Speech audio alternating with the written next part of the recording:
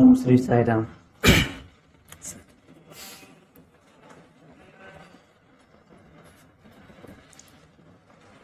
నిపాద కమల సేవయు నిపాదార్చుకులతోడి నీయము నితాంత అపార భూతదయయును తాపసమందారణకు దయచేయగదే. ఆపదామపహర్తారం దాతారం సర్వసంపదాం లోకాభిరామం శ్రీరామం భూయో భూయో నమామ్యహం. యత్ర యత్ర రఘునాథకీర్తనం తత్ర తత్ర కృతమస్తకాంజలిం బాష్పవారి పరిపూర్ణలోచనం మారుతిం నమత రాక్షసాంతకం. जय बोलो भगवान श्री सत्य साई बाबा जी की जय. बोलो समर्थ सद्गुरु साईनाथ महाराज की. స్వామివారి దివ్యానుగ్రహంతో శ్రీ సత్యసాయి అవతార వైభవం సప్తాహంలో భాగంగా 5వ రోజుకి చేరుకున్నాం. 5 రోజులు స్వామివారి చరిత్రని అనేక గ్రంథాలని చదువుతూ చెప్తూ ఉంటే చాలా పరమానందంగా ఉంది. ఇది అనంతము. వారం రోజులు కాదు, 365 రోజులు రోజుకి 2 గంటల చొప్పున చెప్పుకున్నా కూడా అది ఎప్పటికీ పూర్తి కాదు. అటువంటి చరిత్ర స్వామివారి చరిత్ర. స్వామి ఒకసారి దసరా నవరాత్రుల సందర్భంగా ఆయుధ పూజ గురించి స్వామి చెప్పారు. మనందరం అమ్మని ప్రార్థన చేస్తాం. అక్కడ మనకి అమ్మవారు ఉన్నారు. అమ్మల గన్నయమ్మ ముగురమ్మల మూలపుటమ్మ చాలా పెద్దమ్మ సురారులమ్మ కడిపారడి పుచ్చినయమ్మ తన్నులో నమ్మిన వేల్పుటమ్మల మనంబున యుండెడియమ్మ దుర్గమాయమ్మ కృపాబ్దినిచ్యుత మహత్వ కవిత్వ పటుత్వ సంపదల్ అంటూ అమ్మవారిని మనం ప్రార్థన చేస్తాం. అటువంటి ఆ దేవీ నవరాత్రులలో మనము ఆయుధ పూజ చేస్తాం. స్వామి చెప్పారు దాని గురించి వివరణ. విజయదశమి నాడు యుద్ధములో ఉపయోగించే కత్తి కటారులకు ఆయుధ పూజ చేస్తారు. వాస్తవానికి మానవుని దగ్గర ఉన్నటువంటి కామ క్రోధ లోభ మోహ మద మాత్సర్యాలనే ఆయుధాలని కూడా అదే విధంగా పూజించాలి. వాటిని భగవంతుని వైపుకు మరలించడమే వాటిని పూజించడము అంటే. పూజించడం అంటే ఏమిటంట? వాటిని భగవంతుని వైపు మరలించడమే పూజించడం. అప్పుడు ఆ ప్రభు వైపుకి త్రిప్పేసరికి ఆ దుర్గుణాలు సుగుణాలుగా మారిపోతాయి అని చెప్పారు బాబావారు. కామము అంటే తీవ్రమైన కోరిక. దానిని భగవంతుని వైపు మరల్చు. అప్పుడు అది భగవంతుణ్ణి దర్శించాలని, ఆయనను ప్రసన్నము చేసుకునాలని, ఆయన అనుగ్రహం పొందాలని తపించిపోతుంది. అలా కాకుండా మనకి ప్రాపంచికమైనటువంటి మంచి బిల్డింగ్ కట్టాలి, మంచి కారు కొనాలి, మంచి ఆభరణాలు వేసుకోవాలి, మంచి బట్టలు వేసుకోవాలి, ఇవన్నీ ప్రాపంచికమైనటువంటి కోరికలు. లేకపోతే సమాజంలో మంచి కీర్తి రావాలి, మంచి పేరు ప్రఖ్యాతులు పొందాలి, మంచి గౌరవాన్ని పొందాలి, ఇవన్నీ అనుకోవడం కూడా ప్రాపంచికమైనటువంటి కోరికలు. వీటిని భగవంతుడి వైపు మరలిస్తే అప్పుడు అది ఏమవుతుందంట? ఆ కోరిక కాస్త భగవంతుడి యొక్క అనుగ్రహానికి పాత్రులం అయిపోతామంట. అలాగే క్రోధము అంటే కోపము. దానిని భగవంతుని వైపుకు త్రిప్పు. భగవానుడు ఇంకా రాలేదే, ఎన్నాళ్ళు నేను ఎదురు చూడాలి, నాలో ఏమి తప్పు ఉన్నది, ఎందుకు నన్ను అనుగ్రహించడు అని ఆయన పైన పంతం పట్టు. చూడండి, సింపుల్ మాట. మనం ప్రాపంచికమైనటువంటివి చేస్తున్నటువంటిది దేవుడి వైపు తిప్పితే ఆయన మీద పంతం పట్టమని స్వామి చెప్తున్నారు. ఆ క్రోధము పట్టుదలగా మారిపోతుంది. లోభము అంటే పిసినారితనము. ఆ లోభ గుణాన్ని భగవంతుని వైపు మరుల్చు. పిసినారి ఏం చేస్తాడు? ఎవరికి కూడా ఏది ఇవ్వలేడు, తనే అనుభవించాలనుకుంటాడు. తను తింటే ఖరీదైన తినాలనుకుంటాడు, ఎదుటి వాళ్ళకి ఇవ్వాలనుకుంటే ఎటువంటి ఉపయోగం లేనివి చాలా అల్పమైనవి ఇవ్వాలనుకుంటాడు. తను వేసుకునే వస్త్రాలు చాలా కాస్ట్లీ వేసుకోవాలనుకుంటాడు, ఎదుటి వాళ్ళకి ఇచ్చినటువంటివి ఏదైనా పర్వాలేదులే అనుకుంటూ ఇస్తాడు. ఇలా ప్రతి విషయంలోనూ కూడా లోభత్వాన్ని వ్యక్తం చేస్తూ ఉంటాడు. అటువంటి ఆయన ఆ పిసినారితనం, ఆ లోభ గుణాన్ని భగవంతుని వైపు మరుల్చు. భగవంతుడు నావాడు, నాకే చెందినవాడు, ఆయన నా ప్రభువు, నేను ఆ ప్రభువుకు చెందినవాడిని అని అలమటించిపోతూ ఉండు. అప్పుడు ఆ లోభగుణము కాస్త ఆర్తిగా మారిపోతుంది. మోహము అంటే వివేకము కోల్పోవటము. దానిని భగవంతుని వైపుకు త్రిప్పు. భగవంతుడు లేకపోతే నేను బ్రతకలేను, ఆయన తోడుదే నా లోకము అని ఎవరి మాట వినకుండా, ఎవరిని లెక్క చేయకుండా పిచ్చిదైపోతుంది మనస్సు. అంటే ఆ మోహము మూఢభక్తిగా మారిపోతుంది. మదము అంటే గర్వము, దానిని కూడా భగవంతుని వైపుకు పోనివ్వు. నాకు భగవంతుని అండ ఉన్నది, నన్ను ఎవ్వరు ఏమీ చేయలేరు, నాకేమీ భయము లేదు, భగవంతుడు నన్నెందుకు వదిలిపెడతాడు అనే భావాలతో మదము విశ్వాసంగా మారిపోతుంది. అది వాస్తవానికి మదము దేవుడి వైపు తిప్పితే అది విశ్వాసంగా మారిపోతుంది అన్నమాట కదా. అదే ప్రాపంచికం వాడు అనుకో, నన్ను ఎవడేం చేస్తాడు రా, నాకు డబ్బు ఉంది, నాకు పదవి ఉంది, ఉద్యోగం ఉంది, ఇలా విర్రవీగుతాడు కదా మనిషి. అది తనకు ఉన్నటువంటి ధనాన్ని, జనాన్ని, వాటిని చూసుకుని విర్రవీగితే అది మదము. నాకు భగవంతుడు ఉన్నాడండి, నన్ను ఎవరేం చేస్తారు, ఏం చేసినా పర్లే, నా స్వామి చూసుకుంటారు, ఆయన అండ నాకు ఉండగా ఈ ప్రపంచంలో ఉన్నవాళ్ళు నన్నేం బాధ పెట్టగలుగుతారు, నన్నేం ఇబ్బంది కలిగించగలుగుతారు, నాకేం చేయగలుగుతారండి, నా స్వామి నాకు ఉన్నారు అన్నటువంటిది ఏమిటయింది, విశ్వాసం అయ్యింది. అది భక్తి అయ్యింది. ఇలా మాట్లాడితే అహం అయ్యింది, ఇలా మాట్లాడితే భక్తి అయ్యింది. చూసారా, జస్ట్ మనకి భగవంతుడిని మధ్యలో పెట్టుకుంటే చాలు, అంతే. ఈ ప్రాపంచికమైనటువంటి ఈ సంపదలు కానీ, ఈ పెన్షన్లు కానీ, ఈ బంగ్లాలు కానీ, ఈ కార్లు కానీ, ఈ బంగారు ఆభరణాలు కానీ ఇవేమైనా రక్షిస్తాయా మనల్ని? శంకరులు ఎప్పుడో చెప్పారు, మా కురుదన జన యవ్వన గర్వం హరతు నిమేషాతు కాలః సర్వం అంటూ ఆయన ఈరోజు భజగోవింద శ్లోకములో చెప్పేశారు. భజగోవిందం భజగోవిందం గోవిందం భజ మోడమతే సంప్రాప్తే సన్నిహితే కాలే నహినై రక్షతి డుక్ృంకరణే. నీకు కష్టాలన్నీ కూడా ఒక్కసారి సంప్రాప్తించినప్పుడు ఇవేవి కూడా ఎందుకు పనికిరావు. మనకంటే గొప్ప గొప్ప వాళ్ళు, వేల కోట్లకు అధిపతులు చివరికి ఏమయ్యారు? అసలు చెప్పడం బాగుండదు కానీ దిక్కులేని చావు చచ్చిపోయారు. వాళ్ళ శరీరం కూడా ఎక్కడుందో కూడా పోల్చుకోలేని విధంగా చచ్చిపోయారు. లక్షల కోట్లకు అధిపతులు ఏమయ్యారు? కాబట్టి మనకు ఉన్నటువంటి సంపదలు కానీ, ఈ బంగారం కానీ, మనకి ఎవరో జనాలు కొంతమంది మనకి అందరూ గౌరవిస్తే ఇవన్నీ గౌరవం అనుకుంటాం. ఒకసారి మనకి ప్రాబ్లమ్స్ వస్తే మనకి నిజమైన ఫ్రెండ్స్ ఎవరో తెలిసిపోతుంది అన్నమాట. ప్రాబ్లమ్స్ రానంత వరకు అందరూ ఫ్రెండ్స్ లాగా ఉంటారు, చాలా రెస్పెక్ట్ ఇస్తారు అందరూ. ఒకసారి నువ్వు ప్రాబ్లం వచ్చిందా, శారీరక లేదా ఆర్థిక, ఈ రెండిట్లో ఏ ప్రాబ్లం వచ్చినా నీకు నిజమైన ఫ్రెండ్స్ ఎవరో తెలిసిపోతారు. అనారోగ్యం వచ్చిందనుకో ఒకసారి వస్తారు పరామర్శకి, అంతే.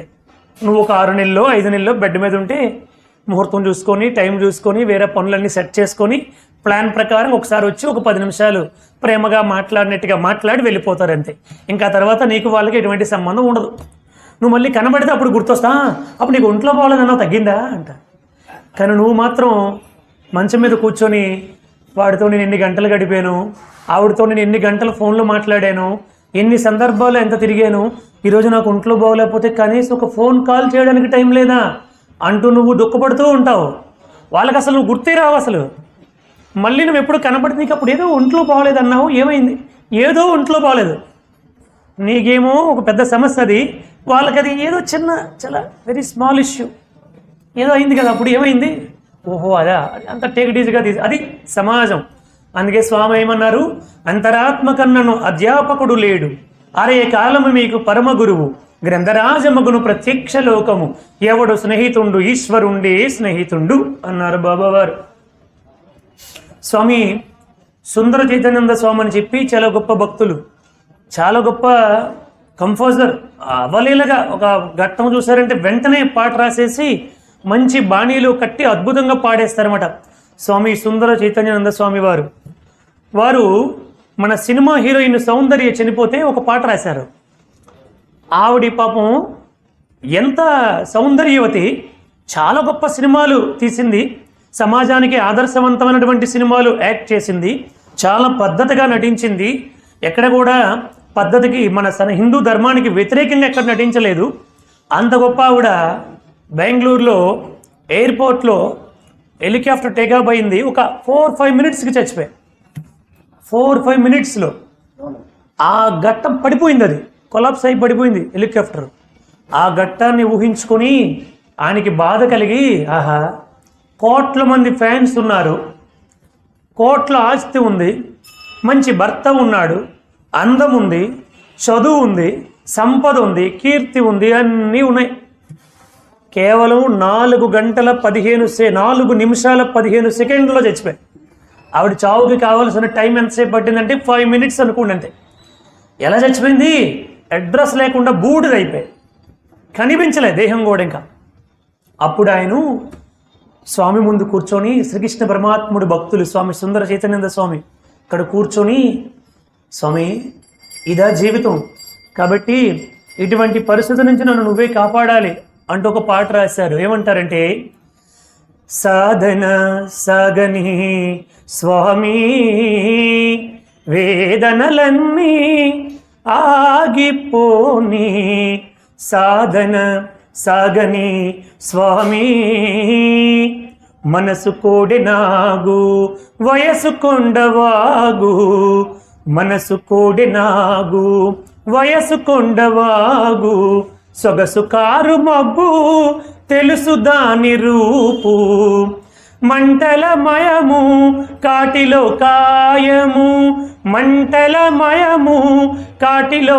కాయము, ఏ జీవికైనా ఇదే చివరి న్యాయము, ఏ జీవికైనా ఇదే చివరి న్యాయము, సాధన సాగని స్వామి వేదనలన్నీ ఆగిపోని, సాధన సాగని స్వామి. ఏం పాట రాశారండి ఆయన? గట్టిగా ఒకసారి కరతాళం చేయండి. అంటే ఆయన ఏమంటారంటే, మనసు కోడెనాగు, ఈ మనస్సు కోడినాగులాగా ఎప్పుడు బుసలు కొడుతూ ఉంటుంది. వయసు కొండవాగు, కొండవాగు ఎప్పుడు కూడా కిందకి జారిపోతుంది. వయస్సు కూడా రోజు రోజుకి మనకు ఆయుష్ హారతి కర్పూరంలాగా కిందకి వెళ్ళిపోతుంది, కరిగిపోతూ ఉంటుంది. మనసు కోడెనాగు వయసు కొండవాగు, సొగసు కారు మబ్బు తెలుసు దాని రూపు. సొగసు అంటే అందము, ఏదో ఒక 4 ఏళ్ళు 5 ఏళ్ళు అలా తలుకు మనం మెరిసి ఆ తర్వాత ఏమీ లేకుండా అయిపోతుంది. అవన్నీ వాళ్ళకి తెలుసు కాబట్టి వివాహం కూడా చేసుకోలేదు వాళ్ళు ముందే ఊహించారన్నమాట. అసలు ఏమిటి శరీరం, ఏమిటి ఇందులో ఉన్నటువంటిది, ఏమిటి చర్మము, మాంసము, క్రొవ్వు, ఇంద్రియాలు, ఇదే కదా అందులో ఉన్నటువంటిది. అటువంటి ఈ యొక్క శరీరాన్ని చూసి ఎందుకు మా జీవితాన్ని ఇలా చేసుకోవడం అని చెప్పి వాళ్ళు భగవంతుడికే అంకితమైపోయినటువంటి గొప్ప మహాత్ములు వాళ్ళందరూ మాట. వాళ్ళు ముందే ఊహించారు దాన్ని. మనకి అనుభవం అయిన కొన్నాళ్ళ తర్వాత విరక్తి వచ్చాక తెలుస్తుంది. వాళ్ళు దాన్ని ముందే ఊహించగలుగుతారన్నమాట. అందుకే ఆయన పాడారన్నమాట, ఏమని, సాధన సాగని స్వామి వేదనలన్నీ ఆగిపోని, మనసు కోడెనాగు వయసు కొండవాగు, సొగసు కారు మబ్బు తెలుసు దాని రూపు, మంటలమయము కాటిలో కాయము, ఏ జీవికైనా ఇదే చివరి న్యాయము. ఎవరికైనా ఎంతటి వాళ్ళైనా కాశీ వెళ్తారో లేదో తెలియదు, అయోధ్యకు వెళ్తారో లేదో తెలియదు, రామేశ్వరం వెళ్తారో లేదో తెలియదు, పుట్టపర్తి వెళ్తారో లేదో తెలియదు, షిరిడి వెళ్తారో లేదో తెలియదు, కానీ ఒక దగ్గరికి అందరమే ఖచ్చితంగా వెళ్తాం. ఎక్కడికండి? శ్మశానానికి ఫిక్స్డ్గా వెళ్తామా? వెళ్ళరండి? వెళ్ళమంటే చాలా సంతోషమే. అట్లా ఆ యొక్క శక్తి ఉంటే ఎవరికి ఉంది? మొన్న చెప్పానుగా, మీరు ఇప్పుడు 25 సంవత్సరాలు పోయిన అబ్బాయి దగ్గరికి పోయి, ఒరే నీకేం కావాలో కోరుకంటే, ప్రశాంతంగా చచ్చిపోతే మంచిదని అంటున్నాడు వాడు. 25 ఇయర్స్ అబ్బాయిని కానీ అమ్మాయిని కానీ మీరు మాట్లాడండి, చచ్చిపోతే కారణం ఏమిటి? వాడికి విపరీతమైనటువంటి కోరికలు, ఆ కోరికలు తీరే అవకాశం లేదని వాడికి అర్థమైపోయాయి.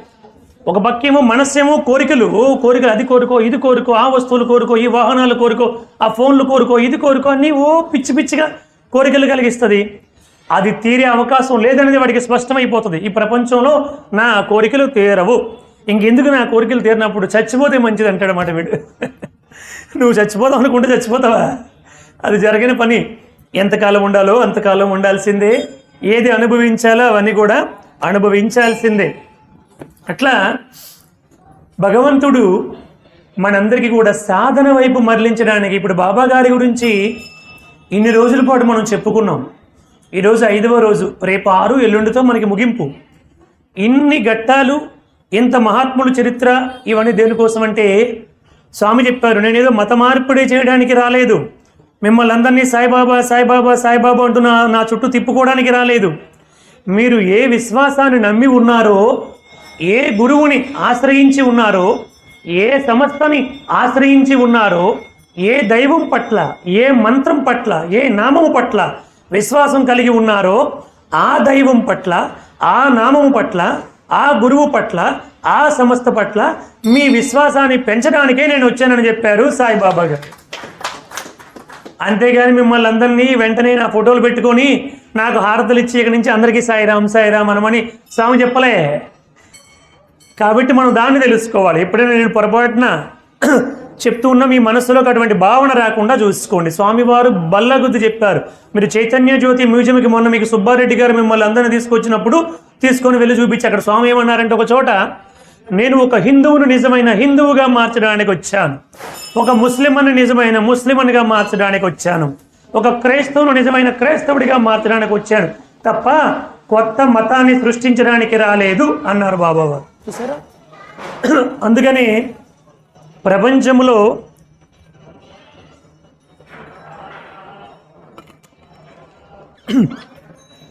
అన్ని మతాల వాళ్ళు, ఈ ప్రపంచంలో అన్ని మతాల వాళ్ళు, హిందువులు, ముస్లిములు, క్రైస్తవులు, బౌద్ధులు, జొరాస్ట్రియన్స్, ఇలా ప్రపంచంలో ఎన్ని మతాలు ఉన్నాయో అన్ని మతాల వాళ్ళు ఒక చోటే కూర్చొని ప్రశాంతంగా ప్రార్థన చేసుకొని భజన చేసుకున్నటువంటి ప్రదేశం ఏదైనా ఉందంటే ఈ ప్రపంచంలో పుట్టబర్తి మాత్రమే ఉంది. చూడండి, ఇంకా ఎక్కడైనా అవకాశం ఉందా? ఇంకెక్కడికైనా వెళ్ళి వేరే మతం గురించి మాట్లాడదామంటే మన నోటితో చెప్పడానికి బాగుండదు, అట్లా ఉంటాయి మాట మనకి శిక్షలు కదా. కాబట్టి స్వామి పరమాత్ముడిగా అన్ని మతాల వాళ్ళకి అన్ని రూపాల్లో దర్శనాన్ని ప్రసాదించి వాళ్ళందరిలోని నిజమైనటువంటి భక్తిని జ్ఞానాన్ని మేల్కొల్పారు స్వామివారు. 1959 మార్చి 7వ తేదీ నాడు స్వామివారు శివరాత్రికి 5 శివలింగాలు తన నోటి వెంబడి తీశారు. 5 లింగాలండి. మీకు ఆఖరిలో ఒకసారి టైం ఇస్తాను, రేపు అనుకుంటాను సుబ్బారెడ్డి గారు ఎప్పుడు చెప్తే అప్పుడు ఇస్తాను. ఒక పావు గంట మీకు ఏమైనా డౌట్స్ ఉంటే అడగండి. ఇన్ని విన్నారు కదా, ఎప్పుడు విననవి. ఆ డౌట్స్ మళ్ళీ విమర్శించడానికి అయ్యి ఉండకూడదు, గుర్తుపెట్టుకోండి. విమర్శించాలని డిసైడ్ అయిపోతే ఇంక అడగాల్సిన అవసరమే లేదు కదండి. తెలుసుకోవడానికి అడగాలనుకుంటే అడగండి, నాకు తెలిస్తే చెప్తాను, తెలియకపోతే ఇంకొక సందర్భంలో వచ్చినప్పుడు చెప్తాను. స్వామి 5 శివలింగాలను తీశారు. 1960 ఫిబ్రవరి 26 శివరాత్రికి స్వామి 9 శివలింగాలను తీశారు నోట్లో నుంచి. ఈ శివలింగాలు ఇలా వస్తాయని ఎప్పుడు చెప్పారు? మీకు మొన్నటి రోజు చెప్పాను. పాత మందిరాన్ని కడుతూ ఉండేటప్పుడు ఆ కింద పానవట్టాలు దొరికితే, అంటే 1945లో ఆ దొరికితే మిగతా వాళ్ళందరూ వెతుకుతూ ఉంటే, ఏమిటి వెతుకుతున్నారు అన్నారు స్వామి. స్వామి ఇక్కడ పానవట్టాలు దొరికాయి, శివలింగాలు కూడా ఉంటాయేమో వెతుకుతున్నాము స్వామి అంటే, లేవు అవన్నీ నా పొట్టలో ఉన్నాయి, ప్రతి శివరాత్రికి బయటకు వస్తాయి అన్నారు స్వామి. అప్పటి నుంచి 1947 శివరాత్రి నుంచి ప్రతి శివరాత్రికి స్వామివారు శివలింగాలు తీస్తూ ఉన్నారు. 1965 జూలై 27వ తేదీ నాడు కచ్ దేశపు మహారాణి పుట్టపర్తికి వచ్చారు. వాళ్ళందరూ మహారాణులు. 1965 సెప్టెంబర్ 7వ తేదీ నాడు నేపాల్ యువరాజు యువరాణి పుట్టపర్తికి వచ్చారు. 1965 సెప్టెంబర్ 12న సాందూర్ మహారాజు మహారాణి పుట్టపర్తికి వచ్చారు. 1965 సెప్టెంబర్ 16 ఈదర్ యువరాజు పుట్టపర్తికి వచ్చారు. 1965 నవంబర్ 7వ తేదీ జయనగర్ మహారాజు పుట్టపర్తికి వచ్చారు. 1966 జనవరి 24న పటియాలా మహారాజు పుట్టపర్తికి వచ్చారు. 1966 మార్చి 26న బాబా బొంబాయి స్టేడియంలో ఉపన్యాసం ఇవ్వడానికి వెళ్తే 5 లక్షల మంది భక్తులు వచ్చి బాబా వారి యొక్క ఉపన్యాసాన్ని విన్నారు. 5 లక్షల మంది ముంబైలో.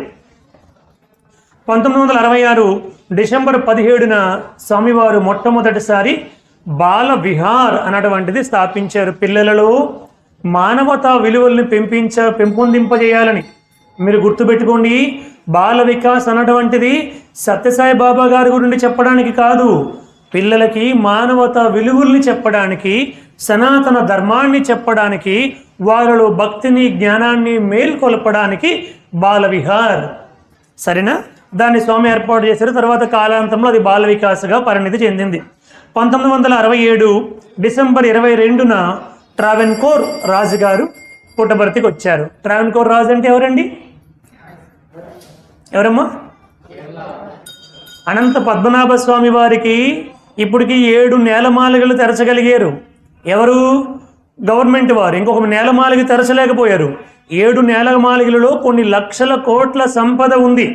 బయట ప్రపంచానికి అవన్నీ తెలిస్తే చాలా ప్రమాదం ఉంది కాబట్టి గవర్నమెంట్ వాటిని సీక్రెట్గా ఉంచింది, బయటకు చెప్పకుండా. 8వ నేలమాలిగను ఈ రోజు కూడా తెరవలేకపోయారు. వాటికి ఆ సంపదను ఎవరైతే ఇచ్చారో ఆ మహారాజు గారు కొడుకు పుట్టపర్తికి బాబా గారి దగ్గరికి వచ్చాడు దర్శనార్థం.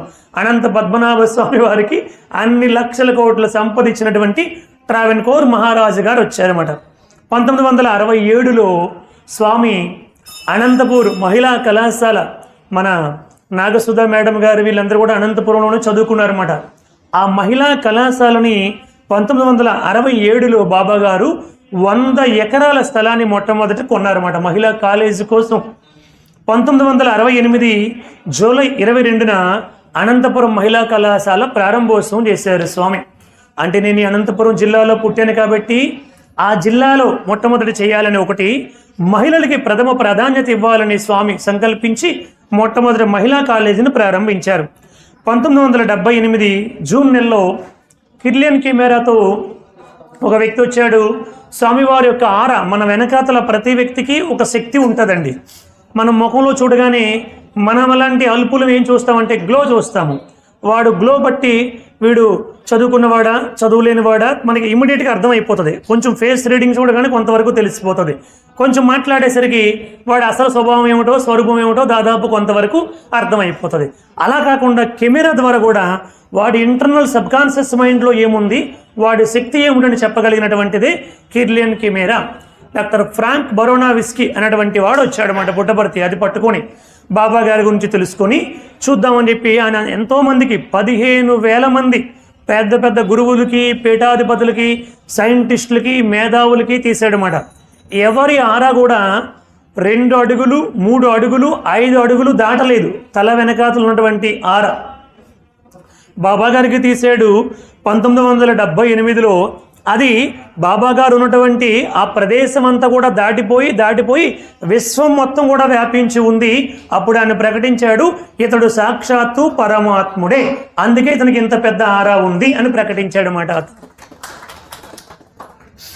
1958 మే 21న 1967 జూన్ 5న స్వామివారు మదనపల్లి, చిత్తూరు జిల్లా మదనపల్లి దగ్గర హార్స్లీ హిల్స్ అనేటువంటి ప్రదేశానికి వెళ్ళి ఒక 7 రోజులు మొదటిసారి, రెండవసారి ఒక 5-6 రోజులు అట్లా స్వామివారు ఉన్నారు.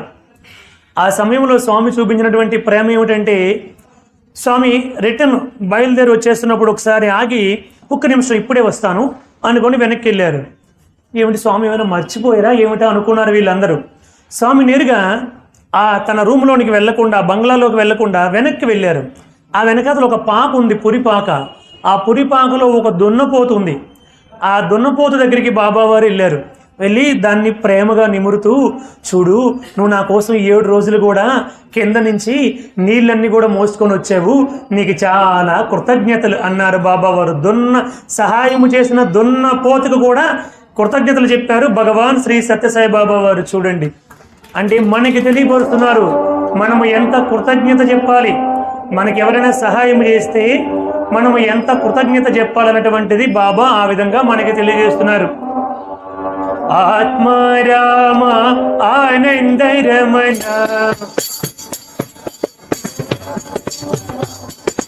ఆత్మా రామ ఆనంద రమణ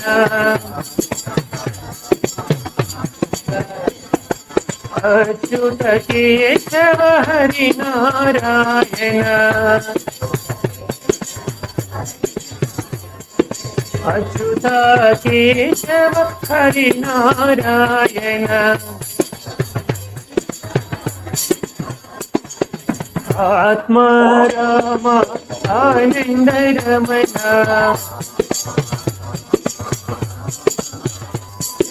భవ భయ హరణ వందిత చరణ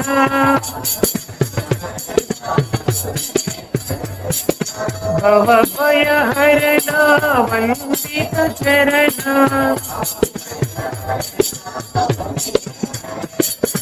రఘుకుల భూషణ రాజీవ నయన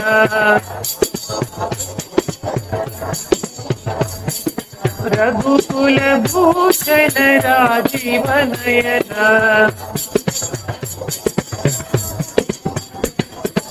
ఆది నారాయణ ఆనంద శయన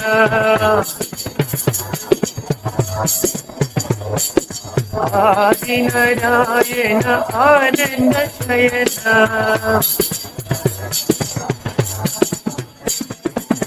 ఆత్మా రామ ఆనంద రమణ అచ్యుత కేశవ హరి నారాయణ ఆత్మా రామ ఆనంద రమణ భవ భయ హరణ వందిత చరణ రఘుకుల భూషణ రాజీవ నయన రఘుకుల భూషణ రాజీవ నయన ఆది నారాయణ ఆనంద శయన ఆది నారాయణ ఆనంద శయన ఆత్మా రామ ఆనంద రమణ జై బోల్ భగవాన్ శ్రీ సత్య సాయి బాబాజీకి. స్వామివారు తన భక్తులు సప్త సముద్రాల ఆవల ఉన్న వారందరినీ సమయం వచ్చినప్పుడు ఎలా తెచ్చుకుంటూ ఉన్నారో గత 5 రోజులుగా మనందరం చూస్తూ ఉన్నాము. కాకా దీక్షిత్ అని షిరిడి సాయిబాబా వారికి అత్యంత సన్నిహితముగా సేవలు చేసి తరించినటువంటి ధన్యజీవి. వారి యొక్క తమ్ముడు కొడుకు ఎంఎస్ దీక్షిత్.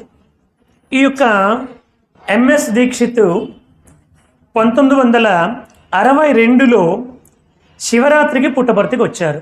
1962లో అతను రాక పూర్వం ఏమైందంటే అతనికి ఒక కళ వచ్చింది. ఆ కళలో ప్రశాంతి నిలయము, పుట్టపర్తి అవన్నీ ఎలా ఉన్నాయో మొత్తం కళలో కనిపించింది. అతడు స్వామివారి రూపం కూడా కనిపించింది. కొద్ది రోజుల తర్వాత వాళ్ళ స్నేహితుడు డాక్టర్ గాడియా గారి ఇంటికి వెళ్తే అక్కడ బాబా గారి చిత్రపటం చూసి ఇతను నా కల్లోకి వచ్చారండి, అసలు ఇతను ఎవరు అని అడిగారు. నువ్వు ఏ షిరిడి సాయిబాబా వారిని అయితే ఆరాధిస్తున్నావో ఆ షిరిడి సాయిబాబా వారే మరలా భగవాన్ శ్రీ సత్యసాయి బాబా వారిగా అవతరించారు, పుట్టపర్తిలో ఉన్నారు అని ఆయనకు తెలిసిన అనుభవాలు, ఆ యొక్క స్వామివారి యొక్క దివ్యమైనటువంటి మహిమలు చెప్పారు. ఆయన విశ్వాసం పెంచుకుని పుట్టపర్తికి వచ్చారు గాడియా గారితో కలిసి 1962 శివరాత్రికి. అలా వస్తూ ఉండేటప్పుడు శివరాత్రి సందర్భంగా స్వామివారు వస్తూనే ఖాళీ బిందెని బోర్లించి ఆ యొక్క షిరిడి బాబా వారి పైన విభూది అభిషేకం చేశారు. ఆ బాబా గారి పట్ల ఆయనకి భక్తి ఉంది కాబట్టి ఆ విభూది అభిషేకం కొన్ని బస్తాల విభూది స్వామి సృష్టించారు. చూసి చాలా సంతోషపడ్డాడు. కానీ మనస్సులో అనుకున్నాడు, షిరిడి సాయిబాబా చాలా నిరాడంబరంగా తిరిగారు, కానీ ఈ సాయిబాబా గారు మంచి సిల్క్ వస్త్రాలన్నీ వేసుకున్నారే అని అనుకున్నారు మనస్సులో. స్వామి ఆ శివరాత్రి ఉపన్యాసం ప్రారంభిస్తూ ఉపన్యాసం చెప్తూ స్వామి అన్నారు, చూడండి, పాలకోవా కొన్ని కోవాలు రౌండ్గా ఉంటాయి, కొన్ని కోవాలు అర్ధచంద్రాకారంగా ఉంటాయి, కొన్ని 4 పలకలుగా ఉంటాయి. చూడడానికి అది వేరేగా ఉన్న తింటే అన్ని పాలకోవాలు కూడా తీయగానే ఉంటాయి. అలాగే ఆ రూపము ఈ రూపము వేరేగా కనిపించిన లోపల ఉండే చైతన్య శక్తి మాత్రం ఒక్కటే అని బాబావారు స్పీచ్లో చెప్పారన్నమాట. ఇది నా కోసమే అని ఆయనకు అర్థమైంది. అర్థమైన తర్వాత స్వామి అన్నారు, ఈ అవతారాన్ని పరీక్షించండి, విశ్వాసాన్ని పెంచుకుంటే మీకే ఉపయోగపడుతుంది ఈ అవతారం గురించి స్వామి చెబుతూ ఒకసారి అన్నారండి, చూడండి, ఇంతవరకు రమణ మహర్షి, రామకృష్ణ పరమహంస, స్వామి వివేకానంద ఇట్లాంటి ఎందరో గురువులు వచ్చారు. ఆ గురువులు పడవల్లాంటి వాళ్ళు. ఆ పడవలు కొద్ది మందిని మాత్రమే అవతలకు తీసుకుని వెళ్ళగలుగుతాయి. వాటికి ఒక పరిమితి ఉంటుంది. ఒక 50,000 మందినో, 1,00,000 మందినో, 10 లక్షల మందినో ఉద్ధరించగలుగుతాయి. వాటి పరిమితి ఉంటుంది పడవకి. కానీ ఇప్పుడు ఈ స్టీమరే మీ ముందుకు వచ్చింది. ఎంతమంది నన్ను నమ్మి ఈ స్టీమర్లో కూర్చున్నా అంతమందిని క్షేమంగా అవతలకు గట్టుకు చేరుస్తాడు ఈ సాయిబాబా అని చెప్పారు బాబావారు. అట్లా అప్పుడు ఈయనకి ఇంటర్వ్యూ ఇచ్చారు స్వామి. ఆ ఇంటర్వ్యూ గదిలో, ఏది నీ జోబులో ఫోటో తీయు అన్నారు స్వామి. ఆ జోబులో వాళ్ళ పెదనాన్నగారి ఫోటో పెట్టుకున్నారు. ఇతను నా మహాభక్తుడు, చిన్నప్పుడు నిన్ను ఇతన్ని తీసుకొని వచ్చాడు, నీకు అప్పుడు 8 సంవత్సరాల వయస్సు, నువ్వు నా దగ్గరికి రావడం ఈ అవతారంలో ఇది మొదటిసారి, కానీ పూర్వ అవతారంలో నా దగ్గరికి వచ్చావు అని ఎంఎస్ దీక్షిత్ గారికి బాబా గారు పుట్టపర్తిలో చెప్తున్నారు. 1962 శివరాత్రి రోజున అన్నారు, నువ్వు అప్పుడు నా దగ్గరికి వచ్చేటప్పుడు నీకు తీవ్రమైన పార్శ్వబాధ ఉండేది, తలనొప్పి. నిన్ను మీ పెదనాన్న తీసుకొని వస్తే కాకా దీక్షిత్తు నేను విభూతి దునిలోంచి విభూతి తీసి నీకు ఇచ్చాను. అప్పుడు దునిలోంచి తీసేవారు బాబావారు, ఇప్పుడు సృష్టిస్తున్నారు. బహుశా ఆ దునిలోంచి తీస్తున్నారేమో మనకు తెలియదు కదా, మనం దాన్ని జస్టిఫై చేయలేము. సరే, మొత్తానికి అక్కడ ఆ దునిలోంచి విభూతి తీసి ఇచ్చి బాబా గారు గట్టిగా ఒకటి కొట్టి పో అన్నారు. ఆయనకి పో అనగానే, ఏంటి నన్ను పొమ్మంటున్నాడు, ఇంకెప్పుడు రాకూడదు ఈ షిరిడి అనుకున్నాడంట మనస్సులో. ఇది పుట్టపర్తిలో బాబా గారు చెబుతున్నారు. అప్పుడు నేను పొమ్మన్నది నిన్ను కాదురా, నీ పార్శ్వబాధను పొమ్మన్నాను అని చెప్పారు బాబా గారు. అందుకే నీ పార్శ్వబాధ పోయింది కదా అంటే, పోయింది స్వామి అని చెప్పారు. ఆ తర్వాత వెంటనే ఒక 6 అంగుళాల ఎత్తున్నటువంటి 10 తులాల బంగారపు షిరిడి సాయిబాబా వారి విగ్రహాన్ని సృష్టించి ఆయనకి ఇచ్చారు. అనేకమైనటువంటి విషయాలు వాళ్ళ పెదనాన్నగారు, వాళ్ళ తారక పూర్వీకులు, నువ్వు షిరిడిలో ఉండేటప్పుడు ఏమిటి జరిగాయి, ఎన్నిసార్లు వెళ్ళావు, అవన్నీ కూడా స్వామి చెప్పారు. ఇంకా అక్కడి నుంచి పుట్టపర్తి తరచూ రావడం మొదలుపెట్టారన్నమాట. ఇతను మంగళూరులో ఉండేవారు, కర్ణాటకలో. తరచూ పుట్టపర్తికి బాబా గారు వైట్ ఫీల్డ్ ఉంటూ బెంగళూరులో వైట్ ఫీల్డ్కి వచ్చేవారు. ఒకసారి స్వామి ఈయనకి అనారోగ్యం వచ్చింది. స్వామి ఆ అనారోగ్యాన్ని కలలో కనిపించి స్వస్థత చేకూర్చారు. తర్వాత పుట్టపర్తికి వచ్చారు. వచ్చిన తర్వాత చెప్పారు, నీకు 8 సంవత్సరాల ఆయుష్ పొడిగించాను, నీకు ఏం కావాలో కోరుకో అని అడిగారు. స్వామి, అయితే ఈ 8 సంవత్సరాలు కూడా నేను మీకు ద్వారపాలకుడిగా మీ ద్వారం దగ్గర నిలబడి సేవ చేసుకుంటాను, నాకు అనుమతించండి అని కోరుకున్నాడు ఎంఎస్ దీక్షిత్. స్వామి ఎంతో సంతృప్తి చెంది అతనికి అనుమతించారు. అప్పటి నుంచి బెంగళూరులో వైట్ ఫీల్డ్లో త్రయీ బృందావనానికి ద్వారపాలకునిగా సేవ చేసి ఆ 8 సంవత్సరాలు అయిన తర్వాత స్వామివారిలో ఐక్యమైపోయి తన జన్మని సార్థకం చేసుకున్నారు. షిరిడి సాయి అవతారాన్ని, సత్యసాయి అవతారాన్ని చూసినటువంటి ఎంఎస్ దీక్షిత్ గారు. జై బోలో భగవాన్ శ్రీ సత్యసాయి బాబాజీకి. అలాగే డాక్టర్ శంకర్ దయాల్ శర్మ భారత్ ప్రభుత్వానికి మాజీ రాష్ట్రపతి గారు అన్నమాట. వీరు చాలా విద్యావేత్త, స్వతంత్ర సమరయోధులు, క్యాబినెట్ మంత్రిగా, పంజాబ్ ఆంధ్ర రాష్ట్రాలకి గవర్నర్గా సేవలు అందించారు. ఉపరాష్ట్రపతిగా కూడా సేవలు చేశారు. స్వామివారి పట్ల ఎంతో భక్తి కలిగి ఉండేవారు. అనేక సార్లు స్వామివారిని బెంగళూరులో, ఢిల్లీలో, బొంబాయిలో, పుట్టపర్తిలో స్వామివారి దర్శనం చేసుకున్నారు. ఒకసారి స్వామి, నిన్ను రాష్ట్రపతిని చేస్తున్నాను, సిద్ధంగా ఉండు అన్నారు స్వామి. స్వామి అంటే, అవును, నిన్ను రాష్ట్రపతిని చేస్తున్నాను, సిద్ధంగా ఉండు అన్నారు. కొద్ది రోజులకి 1992 జూలై 28వ తేదీ నాడు ఆయన రాష్ట్రపతిగా ప్రభుత్వం వారు ఆయనకి నామినేట్ చేశారు. అప్పుడు స్వామివారి దగ్గరికి వచ్చి, స్వామి మీరు సత్యమే చెప్పారు స్వామి, నేను రాష్ట్రపతిగా నాకు అపాయింట్మెంట్ వచ్చిందంటే, నేను సత్యం చెప్పడం కాదు శంకర్ దయాల్ శర్మ, నేను ఏమి చెబితే అది సత్యం అయిపోతుంది. నేను సత్యం చెప్పడం కాదు, నేను ఏది చెబితే అది సత్యం అయిపోతుంది అంతే. అన్నారు బాబావారు. మరలా ఆ పదవి స్వీకరించే ముందు కూడా స్వామివారి దగ్గరికి వచ్చి పాద నమస్కారం తీసుకొని వెళ్ళి ఆ పదవి స్వీకరించారు. అది అయిన తర్వాత మరలా ఉగాదికి స్వామివారి దగ్గరికి వచ్చారు. ఇదిగో మన దేశానికి రాష్ట్రపతి వచ్చాడు, ఈరోజు నా ఉపన్యాసం వద్దు, ఆయన ఉపన్యాసాన్ని మీరు అందరూ వినండి అన్నారు. స్వామి స్వామి క్షమించండి, నేను మీ ఉపన్యాసం వినడానికి వచ్చాను తప్ప నా ఉపన్యాసాన్ని వాళ్ళకి చెప్పడానికి రాలేదు స్వామి, దయచేసి మీరే మాట్లాడండి అని స్వామిని అభ్యర్థించారు. 1999 నవంబర్ 22వ తేదీ నాడు యూనివర్సిటీ స్నాతకోత్సవానికి కూడా రాష్ట్రపతి హోదాలో పుట్టపర్తికి వచ్చారు. ఇలా స్వామివారి సేవలో స్వామి సాక్షాత్తు పరమాత్ముడే అని వీళ్ళందరూ కూడా నమ్మి తరించినటువంటి ధన్యజీవులు డాక్టర్ శంకర్ దయాళ్ శర్మ, భారత మాజీ రాష్ట్రపతి గారు. జై బోలో భగవాన్ శ్రీ సత్యసాయి బాబాజీకి. మరొక మాజీ ప్రధానమంత్రి గారు పివి నరసింహారావు గారు. బహుభాషా కోవిదుడు. మనకి ఒక్క భాషే స్పష్టంగా రాదు, ఆయనకి 14 భాషలు వచ్చు. మనకి మన తెలుగే కొంచెం గ్రాంధికమైనటువంటి భాష వాడితే దాని అర్థం ఏమిటో మనకు అర్థం కావట్లే. అటువంటిది 14 భాషలు వచ్చు పివి నరసింహారావు గారికి. గొప్ప ఆధ్యాత్మికవేత్త, రాజకీయ దురంధరుడు, ప్రత్యేకంగా స్వామివారి భక్తుడు. వీరు మొట్టమొదటి స్వామివారిని ఎప్పుడు దర్శించారంటే 1965 ఏప్రిల్ 2వ తేదీ నాడు రాజమండ్రిలో గీతా మందిరానికి ఇతను అధ్యక్షుడిగా ఉన్నారు. ప్రశాంతి విద్వన్ మహాసభ అని ఒక సభ జరుగుతూ ఉంటే దానికి అధ్యక్షులుగా ఉన్నారు ఎవరు? పివి నరసింహారావు గారు. స్వామివారు కూడా ఆ కార్యక్రమానికి వెళ్ళారు.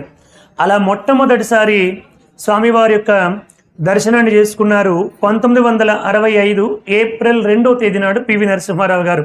అప్పుడు స్వామి మాట్లాడాలి, వాళ్ళందరూ మాట్లాడారు, ఎవరెవరు మాట్లాడాలో వాళ్ళు మాట్లాడారు. అప్పుడు స్వామి మైక్ తీసుకొని ఇప్పుడు మన ప్రధానమంత్రి గారు చాలా చక్కగా మాట్లాడారు అని ప్రారంభించారు.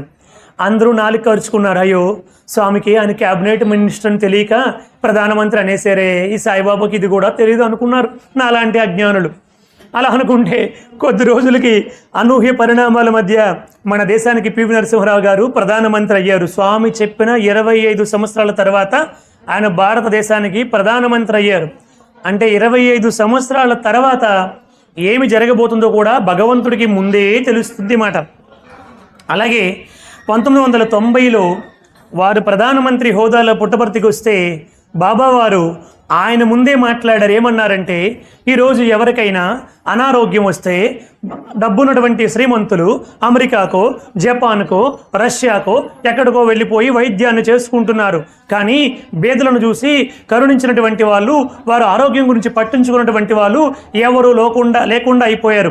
అందుకోసమనే నేను ఈ ప్రశాంతనిలో ఈ పల్లె అందే 300 కోట్ల రూపాయలు ఖర్చు పెట్టి ఒక హాస్పిటల్ని, వైద్యాలయాన్ని నిర్మించాలనుకుంటున్నాను. దానికి మొత్తం అన్నీ కూడా ఉచితమే, సర్వం అన్ని బైపాస్ సర్జరీ అన్నీ కూడా మొత్తం ఫ్రీగా చేస్తాను. అంతేకాకుండా దాని ప్రారంభోత్సవ డేట్ కూడా చెబుతున్నాను. వచ్చే సంవత్సరం నవంబర్ 22వ తేదీన అది ప్రారంభోత్సవం అవుతుంది అని అనౌన్స్మెంట్ చేశారు బాబావారు. చూడండి, కానీ స్వామి అనౌన్స్మెంట్ చేశారు. అనౌన్స్మెంట్ చేసిన తర్వాత 6 నెలల పాటు అక్కడ ఏ పని కూడా జరగలే. స్వామి అనేక పర్యటనలకు వెళ్ళిపోయారు. ఎక్కడెక్కడ సత్సంగాలు, ప్రవచనాలు, ఓపెనింగ్లు ఏమిటి ఉంటే అన్నిటికీ వెళ్ళిపోయారు. కొడికనల్లో ఉన్నారు స్వామి. దాదాపు ఏప్రిల్ మే నెల వచ్చేసింది, ఇంకా 6 నెలలు మాత్రమే ఉంది. కల్నల్ జోగారావు గారని స్వామివారికి ఒక భక్తుడు ఉండేవారు. ఇటువంటి కన్స్ట్రక్షన్స్ అన్నీ ఆయన చేసేవారు. ఆయన కొడికనల్లో చాలా దీనంగా బాగా ఆలోచన చేస్తున్నారు. స్వామి వచ్చి జోగారావు అని పిలిచారు. ఆయనకి వినిపించలే. స్వామి టచ్ చేసి జోగారావు అంటే, అయ్యో స్వామి మీరు వచ్చారా, చూడలేదంటే, ఏమిటి దీర్ఘంగా ఆలోచిస్తున్నావు అన్నారు స్వామి. ఏమి లేదు స్వామి అంటే, ఏమిటి చెప్పు, పర్వాలేదు, ఏమిటి ఆలోచిస్తున్నావు అన్నారు. స్వామి మీరేమో మన దేశ ప్రధానమంత్రి పివి నరసింహారావు గారి ముందు వచ్చే సంవత్సరము ఇక్కడ 300 కోట్లు పెట్టి హాస్పిటల్ కడతాను, అది నవంబర్ 22వ తేదీ నాడు ప్రారంభోత్సవం చేస్తానని అనౌన్స్మెంట్ చేశారు. దేశ ప్రధానమంత్రి ముందు చెప్పారు. ఇప్పటికి 6 నెలలు అయిపోయింది, ఇంకా 6 నెలలు ఉంది. ఇప్పటికి మనం అక్కడ ఏమీ చేయలేదు, శంకుస్థాపన చేసామంతే. ఖజానాలో డబ్బు లేదు, కార్యక్రమాలు ఏమీ చేయటం లేదు. మరి ఎలా స్వామి అని అన్నారు. ఓహో దానికోసం బాధపడుతున్నావా అని స్వామి అనౌన్స్మెంట్ చేసింది నువ్వా నేనా అని అన్నారు స్వామి. స్వామి మీరే స్వామి అన్నారు. మరి నాకే లేని బాధ నీకెందుకు అన్నారు స్వామి. అలా కాదు స్వామి, మీకు ఎవరైనా ఏదైనా మాట్లాడితే చిన్నగా మాట్లాడితే మేము తట్టుకోలేము స్వామి అని చెప్పంటే తర్వాత స్వామి అనూహ్య పరిణామాల మధ్య అద్భుతముగా ఎంతోమంది మహాభక్తులందరూ కూడా వచ్చారు, వాళ్ళు ఇచ్చాడు బాబావారికి. ఇంకా అనేక మంది భక్తులు అనేక విధాలుగా స్వామివారికి కృతజ్ఞతాపూర్వకంగా ఆ హాస్పిటల్లో సేవ చేయడానికి ధనాన్ని ఇచ్చి ఆ కార్యక్రమం పూర్తయింది. అలా అవుతూ ఉండేటప్పుడు ఒకరోజు స్వామి అలా వరండాలో వస్తే ఒక 4th క్లాస్ చదువుకునే పిల్లవాడు ఒక కవర్ ఇచ్చారు స్వామికి. స్వామి అడిగారు, ఏమిట్రా ఇదని అడిగారు. స్వామి, నేను ప్రతిరోజు కూడా నా బట్టల్ని ఐరన్కి వేయకుండా నా బట్టల్ని మడత పెట్టుకొని నా తల కింద పెట్టుకొని పడుకొని ఆ ఐరన్కి ఇవ్వాల్సినటువంటి డబ్బుల్ని సేవ్ చేసి మీరు హాస్పిటల్ కడుతున్నారు కదా, ఆ హాస్పిటల్కి ఇచ్చాను స్వామి అన్నాడు 4th క్లాస్ చదువుకున్న బాయ్. స్వామి దాన్ని చింపి తీశారన్నమాట. దాంట్లో 100 రూపాయలు ఉంది. స్వామి వాళ్ళందరికీ చూపించారు, చూడండి ఈ చిన్న పసి బాలుడు నా హాస్పిటల్కి 100 రూపాయలు ఇచ్చాడు, ఈ 100 రూపాయలే 100 కోట్లు అవుతుంది చూడండి మీరు అని చెప్పారు సాయిబాబా వారు. అంతే, ఆ చిన్న పిల్లడి మనసు కూడా అంతలాగా కరిగిందన్నమాట. ఇలా స్వామివారు 1991లో నవంబర్ 22వ తేదీ నాడు 300 కోట్ల రూపాయలు ఖర్చు పెట్టి దాదాపు 110 ఎకరాలు ఉన్నటువంటి ఆ ప్రదేశంలో స్వామివారు చెప్పిన తేదీకే మరలా అదే పివి నరసింహారావు చేత రిబ్బన్ కట్ చేయించారు సాయిబాబా వారు. ఆ మొట్టమొదటి రోజే 4 గుండె ఆపరేషన్స్ స్వామి చేశారు. అప్పటి నుంచి ఇప్పటి వరకు ఎన్ని ఆపరేషన్స్ జరిగాయి అవన్నీ వివరాలన్నీ కూడా మీకు రేపటి రోజు చెప్పే ప్రయత్నాన్ని చేస్తాను. అలాగే స్వామికి ఎంత సుదూర దృష్టి ఉంటుందంటే, కర్ణాటక ముఖ్యమంత్రిగా ఉన్నాడు దేవగౌడ. స్వామి ఒకసారి ఆయన కూడా చాలా భక్తుడు, కూర్చొని ఉన్నారు వేదిక పైన. మీరు బెంగళూరు ఇక్కడ ఎవరు వెళ్ళి ఉండరు. బెంగళూరు ఏంటంటే ఒక ఓపెన్ హాల్, ఇప్పుడు ఇలా ఎలా ఉందో ఇదంతా కూడా అలాగే అంతా ఓపెన్ అన్నమాట. ఆ సాయి రమేష్ హాల్లో స్వామి కూర్చొని పైన ఉన్నారు. భజన అవుతుంది. భక్తులంతా మొత్తం నిండిపోయారు, కొన్ని వేల మంది, దాదాపు ఒక 15-20 వేల మంది. వీళ్ళు లోపలికి నేరుగా కారు వెళ్తుంది అన్నమాట. ఒక ప్రదేశానికి వెళ్ళి కారు అక్కడ పెట్టుకోవాలి. లోపలికి ప్రవేశించాడు. అయ్యో స్వామి నా రాపాప అని చెప్పి వెంటనే ఆగిపోయి ఆయన దిగిపోయి ఆ భక్తులందరికీ వెనకాతల ఒక సామాన్య భక్తుడిలాగా ఒక కర్చీఫ్ తీసి కింద వేసుకొని కింద మఠాలు వేసుకొని కూర్చున్నారు. ఎవరు? కర్ణాటక ముఖ్యమంత్రి దేవగౌడ. స్వామి వేదికపై నుంచి ఈ అలజడంతా కూడా చూశారు. అలా చూసి ఒక 2-3 పాటల భజన అయిన తర్వాత స్వామి సైలెంట్గా ఇలా అన్నారు. ఇలా అంటే భజన ఆపేయండి అని అర్థం. ఆపేసి హారతి ఇచ్చేశారు. స్వామి లోపలికి వెళ్తూ అక్కడ ఉన్నటువంటి పెద్దవాళ్ళతో చెప్పారు, చూసారా ఆయన భక్తి, చూసారా ఆయన హ్యూమిలిటీ, చూసారా నేను ఇక్కడ ఉన్నానని. ఒక చీఫ్ మినిస్టర్ అయ్యి ఉండి కింద ఖర్చు వేసుకొని సామాన్యమైన భక్తుల్లో కూర్చున్నాడు. అనూహ్య పరిణామాల మధ్య దేవగౌడ ప్రధానమంత్రి అయ్యాడు. దాదాపు 13 నెలలు 14 నెలల పాటు ప్రధానమంత్రిగా దేశానికి సేవ చేశారు. ఇవన్నీ మనకి వినేటప్పుడు మనకి కొంచెము ఇదంతా నిజమేనా అని అనిపిస్తుంది, సహజము. కానీ పరమాత్ముడికి ఏది అసాధ్యము కాదు. అయితే వాళ్ళెవరు కూడా ఇవన్నీ ఎందుకోసం చెప్పరు? ఈ ఘట్టాన్ని మీరు కొంచెము శ్రద్ధగా వినండి, 5 నిమిషాలు. మరి ఈ వెంకటగిరి మహారాజా వారు కానీ వీళ్ళు చెబితే చాలామంది మారిపోతారు కదా. అలాగే మరి ఈ ప్రధానమంత్రులు కానీ, ఈ మన్మోహన్ సింగ్ కానీ, పివి నరసింహారావు గారు కానీ, అటల్ బిహారీ వాజ్పేయి గారు కానీ, రాజకీయ నాయకుల్లో తీసుకుంటే కొందరు, సైంటిస్టులు తీసుకుంటే ఏపీజే అబ్దుల్ కలాం గారు కానీ, ఇంకా ఎందరో గొప్ప గొప్ప వేత్తలు. నీల్ ఆర్మ్స్ట్రాంగ్ కూడా పుట్టబర్తి వచ్చాడు. చంద్రుడి పైన మొట్టమొదట అడుగుపెట్టినటువంటి వ్యక్తి నీల్ ఆర్మ్స్ట్రాంగ్, ఆయన కూడా పుట్టబర్తికి వచ్చాడు. మరి వీళ్ళందరూ కూడా స్వామి గురించి బాగా ప్రచారం చేసి బాగా చెప్పొచ్చు కదా బయట ప్రపంచానికి అని అనిపిస్తుంది మనలాంటి కొంచెం లోయర్గా ఆలోచించినటువంటి వాళ్ళకి. దానికి కారణం చెబుతాము చూడండి. ఒకవేళ మన రాష్ట్రపతి అంటే అప్పటి రాష్ట్రపతి అయినటువంటి ఏపీజే అబ్దుల్ కలాం గారు స్వామివారి వల్లే నేను ఈ పృథివీ క్షిపణి 2 విజయవంతం అయ్యింది అని చెప్పారు అనుకోండి, మిగతా వాళ్ళందరూ ఏమంటారంటే అది తర్వాత కూడా అన్ని బాబాగారికి దండం పెట్టి అన్నీ విజయవంతం చేసేవచ్చు కదా, ఇంకా ఏది ఫెయిల్ అవ్వకూడదు కదా మరి బాబాగారు దేవుడైతే అని అంటారు కదండి. రాజకీయ నాయకులు బాబాగారు దేవుడు అని అన్నారు అనుకోండి, మరి అలాంటప్పుడు మన భారతదేశం ప్రపంచంలో నెంబర్ 1గా ఉండాలి కదండి. మరి బాబాగారు ఏదైనా మాయ చేసి మన ప్రపంచం అందరికీ కూడా బాగా డబ్బు ఇవ్వచ్చు కదా అంటారు. సరే, ఎవరికైనా అనారోగ్యాన్ని తీర్చారని ఎవరైనా డాక్టర్లు గొప్ప గొప్ప వాళ్ళు చెప్పారు అనుకోండి, మరి అటువంటిప్పుడు బాబాగారు మన దేశంలో అందరికీ కూడా రోగాన్ని నివారణ చేసేవచ్చు కదా, అందరినీ బాగు చేసేవచ్చు కదా అంటారు. అది కూడా చేశారనుకోండి అందరినీ జ్ఞానవంతులు చేసేవచ్చు కదా అంటారు. అది కూడా చేశారనుకోండి అందరికీ బాగా సంపదలు వచ్చినట్టుగా చేసేవచ్చు కదా. ఇలా ఇది అన్లిమిట్ మాట. దేవుడు ఎప్పుడు అటువంటివి చేయడు. ఆయనకు ఒక సిస్టమ్ ఉంటుంది. ఆ సిస్టమ్ ప్రకారంగానే ఆయన వెళ్తాడు తప్ప ఆయన నియమాన్ని ఎక్కడా ఉల్లంఘించడు. అయితే ఆ సిస్టమ్ ఏమిటని మనలాంటి అల్పులు ఎవరు కూడా జస్టిఫై చేయలేము. దాన్ని వివరించడం ఎవరి వల్ల కూడా కాదు. మహా పండితులు, గురువులు, పెద్ద తపస్సు, కొన్ని వేల సంవత్సరాలు తపస్సులు చేసినటువంటి వాళ్ళే చెప్పలేకపోయారు ఆయన యొక్క తత్వాన్ని. మనం చెప్పగలుగుతామా? రాముడు చంపాలనుకుంటే రావణాసురుడు ఎంతసేపు అండి? ఎంతకాలం పట్టింది రాముడికి రావణాసురుడిని చంపడానికి? కొన్ని నెలలు పట్టింది కదండి. సీతమ్మని ఎత్తుకుని వెళ్ళిపోతే రాముడు చంపాలంటే దశరథుడే ఒక బాణం వేస్తే కల్కి కవాటాలు మొత్తం కూడా బంధన అయిపోయి, మీకు ఇంతకు పూర్వం చెప్పాను రామాయణంలో. దశరథ మహారాజు అయోధ్య నుంచి బాణం వేస్తే లంకాపట్నంలో ద్వారాలు మూసుకున్నాయండి. మరి అంత గొప్పవాడు కదా రాముడు, ఎందుకు చేయలేదంటే దానికి ఒక పద్ధతి ఉంది, అది మనకు అర్థం కాదు అంతే కదండి. హిరణ్యాక్షుడు, హిరణ్యకశిపుడు ఈ లోకాన్ని కొన్ని వేల సంవత్సరాల పాటు పీడించారు. దేవుడు చంపాలనుకుంటే ఎంతసేపు అండి? చంపాడా? వేల సంవత్సరాల పాటు నిరీక్షించాడు. దేవుడు అవతారం ఎత్తాడు. వాడికి బుద్ధి రావడానికి వాడి గర్భంలో ఒక కొడుకుని ప్రహ్లాదుని పుట్టించాడు. వాడి చేత చెప్పించాడు. అన్ని చేసినా మారకపోతే ఆఖరిలో చంపాడు తప్ప మనం అనుకున్నట్టుగా వెంటనే ఒక బాణాన్ని తీసి ఎక్కుపెట్టి వేసేలే కదా. ఇలా ఇవేవి కూడా మన స్థాయికి అర్థం కావు. దీనికి బాబాగారు ఒక చిన్న కథ చెప్పారు, అది చెబితే మీకు అర్థం అవుతుంది. ఒక మహారాజు వారు తపస్సు చేశారంట. చాలా గొప్ప తపస్సు చేశారు. పరమేశ్వరుడు ప్రత్యక్షమయ్యాడంట. ప్రత్యక్షమైతే ఏం కావాలో కోరుకో అన్నారంట పరమేశ్వరుడు. మహారాజు గారు అన్నారు, స్వామి ఇంత తపస్సుకి సంతృప్తి చెంది ప్రత్యక్షమయ్యారు కాబట్టి నా రాజ్యంలో ప్రజలందరూ కూడా నాలాగే అష్టైశ్వర్య భోగ భాగ్యాలతో తొలతూగాలి అన్నాడంట. ఆయన అన్నారంట పరమేశ్వరుడు, బాబాగారు చెప్పారన్నమాట, నాయనా అది కొంచెము సృష్టికి విరుద్ధము నాయన అన్నారంట. లేదు లేదు, మీరు ప్రత్యక్షమయ్యారు, నాకు అభయం ఇచ్చారు, మాట ఇచ్చారు కాబట్టి నా రాజ్యంలో ప్రజలందరూ కూడా నాలాగే కోటీశ్వరులైపోవాలి, మనకు అర్థమైన భాషలో అందరూ సంపన్నులైపోవాలి, శ్రీమంతులైపోవాలి, ఎవరికి ఏ ఇబ్బంది ఉండకూడదు అన్నారంట. సరే నీ ఇష్టం నాయన, తదాస్తు అన్నారంట పరమేశ్వరుడు. అంతర్ధానం అయిపోయారు. ఇప్పుడు ఈయన ఇంటికి వచ్చారు. మరుసటి రోజు పడుకొని లేచారు. ఒక్క పనివాడు కూడా రాలే. ఏమిటి పనివాడు రాలేదు, ఎవరు రాలేదని చెప్పి విచారణ చేస్తే అందరూ శ్రీమంతులు అయిపోయారండి, మరి పనివాళ్ళు ఎవరూ రారండి అన్నారు. ఇంకా తుడిచేవారు కానీ సేవ చేసేవారు కానీ, మహారాజు గారి దగ్గర కొన్ని లక్షల గుర్రాలు ఉంటాయి కదా, మరి ఆ గుర్రాలకి గడ్డి వేసేవాడు కానీ వాటికి కుర్తి పెట్టేవాడు కానీ ఎవరూ రాలే.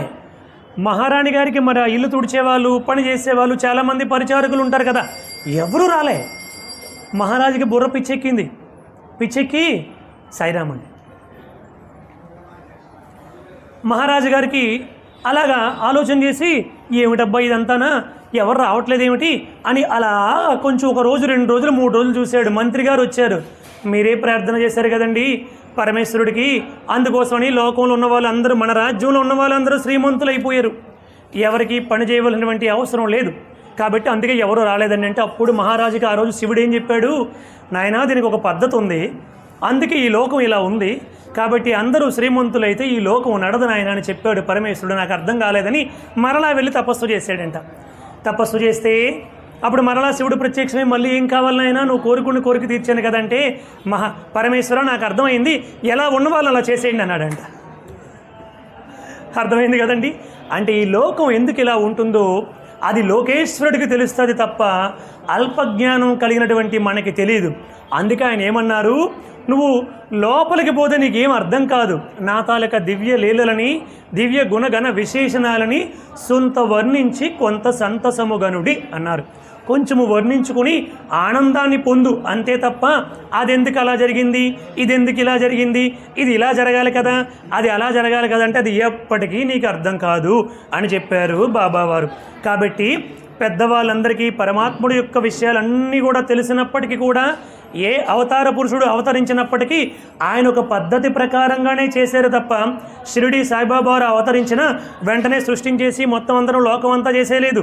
సాయిబాబా వారు కూడా స్లోగా నెమ్మదిగా హాస్పిటల్ కట్టారు, నెమ్మదిగా కాలేజీ కట్టారు, నెమ్మదిగా అనంతపురం జిల్లా అంతటికీ మంచినీళ్ళు ఇచ్చారు. అంటే ఒక పద్ధతి ప్రకారంగా చేశారు. రామావతారమైన కృష్ణావతారమైన మత్స్య కూర్మ వరాహ నారసింహ వామన పరశురామ రామ బలరామ కృష్ణ శ్రీ వెంకటేశ్వర అవతారాలు. ఇప్పుడు వెంకటేశ్వర స్వామి అవతారాలు మనం చూస్తున్నాం. ప్రతిరోజు అక్కడ ఎన్నో సమస్యలు మనం చూస్తున్నాం తిరుపతిలో కదండి. మరి స్వామివారు ఎందుకు వాళ్ళకి శిక్ష వెయ్యరు? దానికి ఏం జరగాలో, ఎలా జరగాలో, ఎప్పుడు జరగాలో అట్లాగే చేస్తారు తప్ప నువ్వు నేను కోరుకున్నట్టుగా ఆయన ఎప్పటికీ చేయరండి. ఆ అవతార పురుషుడికి ఒక పద్ధతి ఉంటుంది, ఒక నియమం ఉంటుంది. ఆ ప్రకారంగానే వెళ్తారు తప్ప వాళ్ళు ఏమీ చేయరన్నమాట. కాబట్టి అది కొంచెం మనం అర్థం చేసుకుంటే ఆ అవతార తత్వం మనకి అర్థం అవుతుంది. తర్వాత సీతాపతి అనే ఒక ఐఏఎస్ ఆఫీసర్ వచ్చారు పుట్టపర్తికి. ఆయన పేరు సీతాపతి.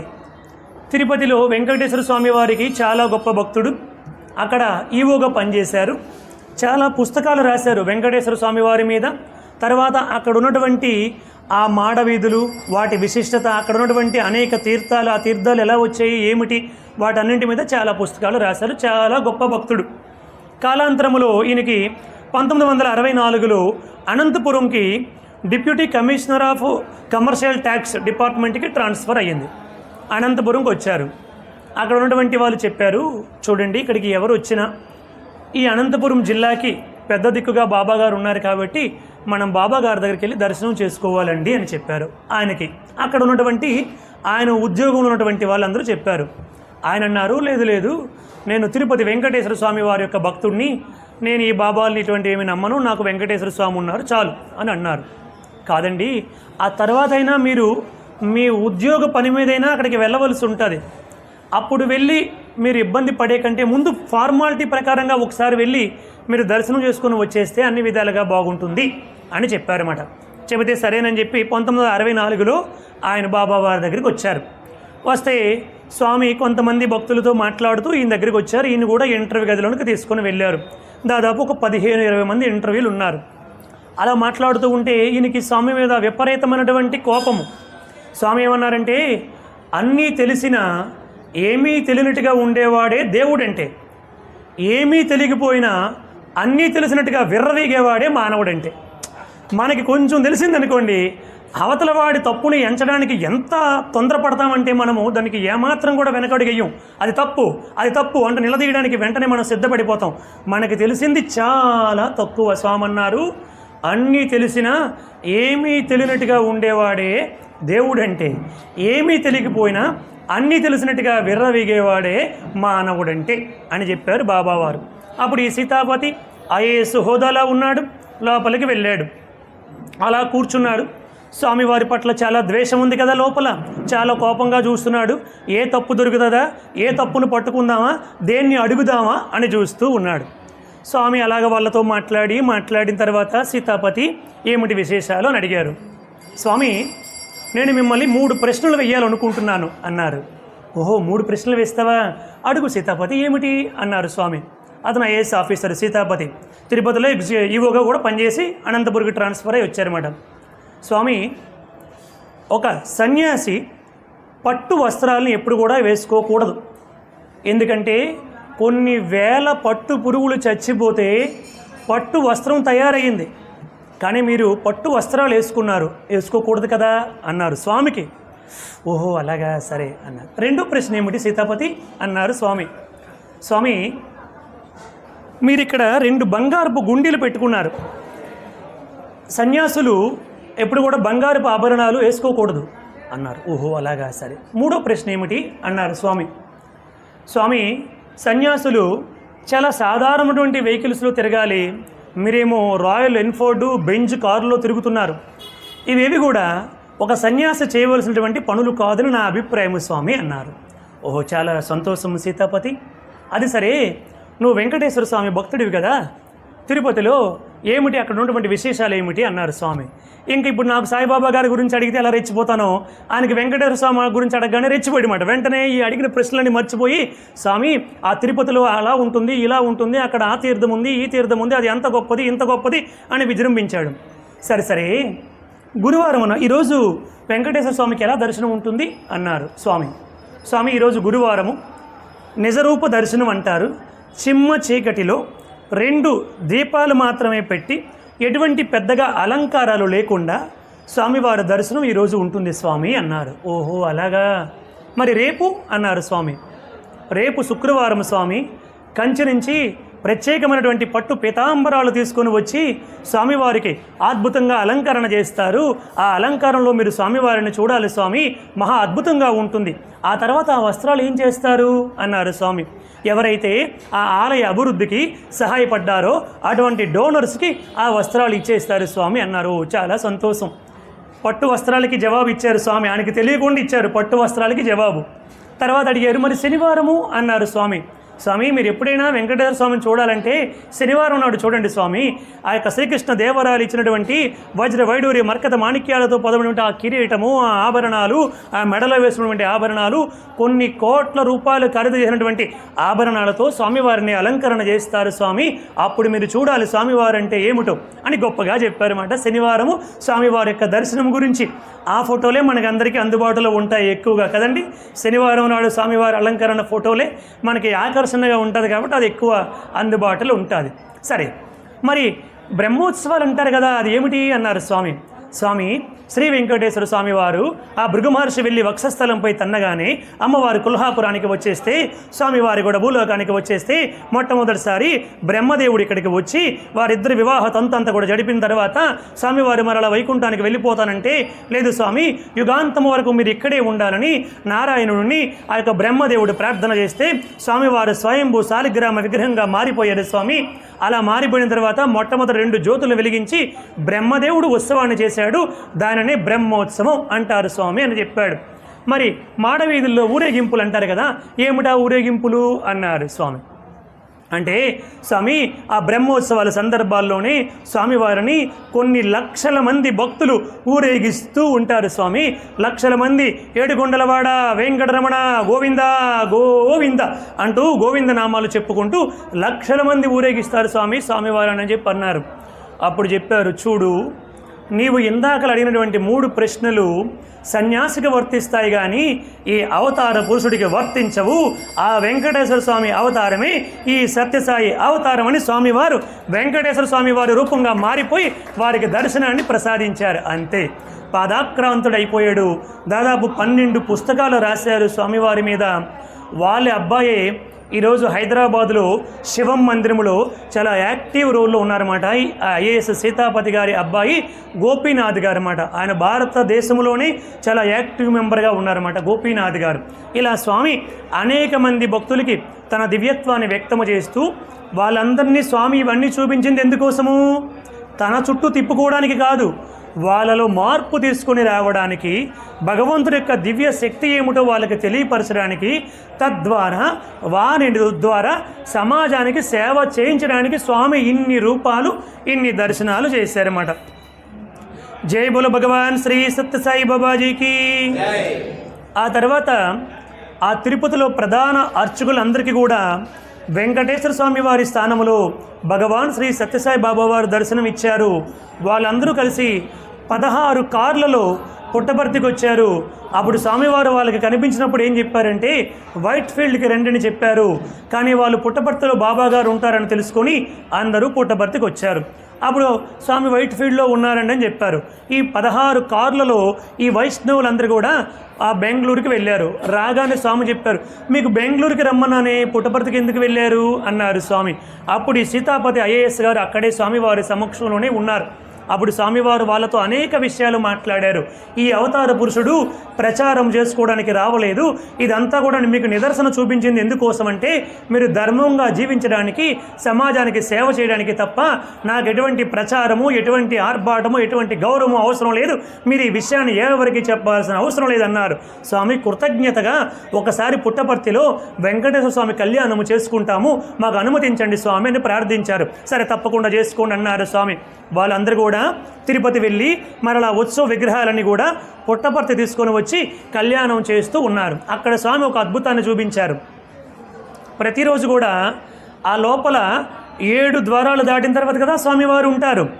అక్కడ ఆ 3rd ద్వారం దగ్గర ఒక అతను ఉంటాడు అనమాట. 3వ ద్వారం దగ్గర ఒక అతను ఉంటాడు. ఒక ప్రత్యేక గోత్రంలో పుట్టిన వాళ్ళు మాత్రమే ఆ ప్రధాన అర్చకులుగా ఉంటారు. మిగతా వాళ్ళందరూ 2nd grade, 3rd grade, 4th grade ఇట్లా గ్రేడ్స్ తగ్గిపోతూ ఉంటాయన్నమాట. అతను లోపల ఉంటాడు. స్వామివారికి అభిషేకం చేసినప్పుడు ఒక కౌపీనాన్ని మాత్రమే కడతారు, అభిషేకం చేస్తారు. ఆ కౌపీనాన్ని ఎవరో ఒక మహాభక్తులకు ఇచ్చేస్తారు. ఈ మూడో ద్వారం దగ్గర ఉన్నటువంటి భక్తుడు అంటే పూజారి ప్రతిరోజు కూడా ఏడ్చుకుంటూ ప్రార్థన చేసేవాడంట. స్వామి, నేను కొన్ని సంవత్సరాలుగా ఇక్కడ ఉన్నాను, ఒక్కరోజు కూడా మీ కౌపీనాన్ని తీసుకునే అదృష్టాన్ని పొందలేకపోయాను. అతడు ముందు ఉన్నాడు, అతని తర్వాత ఇంకొకరు ఉన్నారు, నేను థర్డ్ గ్రేడ్లో ఉన్నాను, నేను ఎప్పుడూ పొందలేకపోయిన స్వామి, ఆ అదృష్టం నాకు ఎప్పుడు దక్కుతుందో ఒక్కసారైనా నాకు అవకాశాన్ని ఇవ్వండి స్వామి అంటూ ప్రార్థన చేసేవారు. పుట్టపర్తిలో వాళ్ళందరితో పాటు ఇతను కూడా వచ్చారు. వస్తే అక్కడ జరుగుతూ ఉంది కార్యక్రమం అంతా కూడా, ఆ వెంకటేశ్వర స్వామి కళ్యాణోత్సవం అంతా కూడా జరుగుతూ ఉంది. స్వామివారు ఇలా కూర్చున్నారు, ఎవరెవరు చేయవలసిన పనులు అలా చేస్తున్నారు. స్వామివారికి ఎప్పుడు కూడా 2 కర్చీఫ్లు పెడతారన్నమాట ఆ సింహాసనానికి పక్కనే. ఒక కర్చీఫ్ తీసుకొని స్వామి ఇలా తుడుచుకొని ఇలా చుట్టి ఇలా ఇసిరేశారు. కరెక్ట్గా అతని చేతిలోనికి వెళ్ళింది.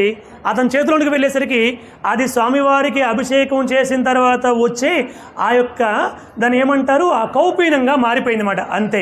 అతడు ఇలా పట్టుకున్నాడు, ఒక్కసారి ఆశ్చర్యపోయాడు. స్వామి అన్నారు, ప్రతిరోజు నా గుమ్మం దగ్గరుండి స్వామి, నేను ఆ యొక్క వంశములో పుట్టలేకపోయాను కదా, అందుకే నేను ఇక్కడ ఉంటున్నాను, నాకు ఎప్పుడు ఆయన ఒక్కసారి అవకాశం ఇవ్వండి స్వామిని, రోజు నన్ను ప్రార్థిస్తున్నావు కదా, అందుకే నీకు ఇచ్చానని చెప్పారు స్వామివారు.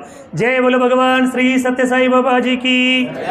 ఇలా స్వామి అనేకమైనటువంటి మహిమలను చూపించి భక్తులందరిలో కూడా భక్తిని అభివృద్ధి చేశారు, జ్ఞానాన్ని అభివృద్ధి చేశారు, సేవా భావాన్ని పెంపొందించారు. అందుకని ఈరోజు 180 దేశాలలో, అవన్నీ కూడా ముస్లిం కంట్రీసు, అవన్నీ కూడా క్రిస్టియన్ కంట్రీసు, అటువంటి పరిస్థితుల్లో కూడా వాళ్ళందరూ ప్రతిరోజు కూడా మనకి కూడా రాదండి ఇంకా వేదము, అంత స్పష్టంగా వాళ్ళందరూ కూడా వేదాన్ని నేర్చుకొని వాళ్ళు ప్రతినిత్యం కూడా వేదాన్ని చెబుతూ ఉన్నారు, భగవద్గీత చెబుతున్నారు, రామాయణాన్ని వాళ్ళ భాషల్లోకి అనువాదం చేసుకుంటూ అవన్నీ కూడా వింటున్నారు. ఇలా ప్రపంచవ్యాప్తంగా స్వామివారు కొన్ని కోట్ల మంది భక్తులలో పరివర్తన తీసుకొని వచ్చారు. ఆయన అంటారు, ఎవరు, మన గరికపాటి నరసింహారావు గారు యూట్యూబ్లో కూడా వస్తుంది, సాయిబాబా వారు సాక్షాత్తు పరబ్రహ్మ స్వరూపులు. 2009వ సంవత్సరంలో స్వామివారి ముందు కవి సమ్మేళనం జరిగింది. నేను ఆ కవి సమ్మేళనానికి వెళ్తే బాబా గారు సృష్టించి నా మెడలో ఒక హారాన్ని వేశారు. నా పక్కన మరొకరు ఉన్నారు, ఒక పండితుడు వచ్చాడు, ఆ పండితుడు కూడా ఒక హారాన్ని సృష్టించి ఆయన మెడలో వేశారు. అది దిగటకపోతే స్వామి అన్నారు, నాకు ఇచ్చే బంగారు పర్వాలేదన్నారు.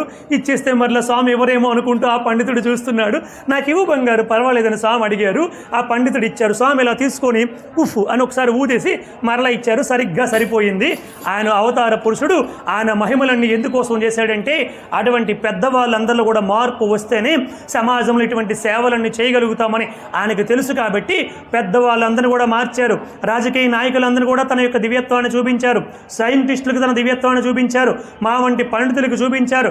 పామరులు సైతం పండితుల వరకు అందరికీ కూడా ఆయన యొక్క దివ్యత్వాన్ని ఎందుకు చూపించారంటే మానవుడు ఈ జన్మని భగవంతుడి యొక్క సేవలో, భగవంతుడి యొక్క దివ్య అనుగ్రహాన్ని పొందటంలో సార్థకం చేసుకోవడానికి బాబా గారు ఇవన్నీ చూపించారు తప్ప తన గొప్పతనాన్ని చెప్పుకోవడానికి బాబా గారు ఎప్పుడు కూడా ఇష్టపడలేదని గరికపాటి నరసింహారావు గారు కొన్ని వేల మంది సమక్షంలో చెప్పారన్నమాట. జై బోలో భగవాన్ శ్రీ సత్యసాయి బాబాజీకి. అలాగే భారతరత్న ఎంఎస్ సుబ్బలక్ష్మి గారు స్వామివారి దగ్గరికి వచ్చారు.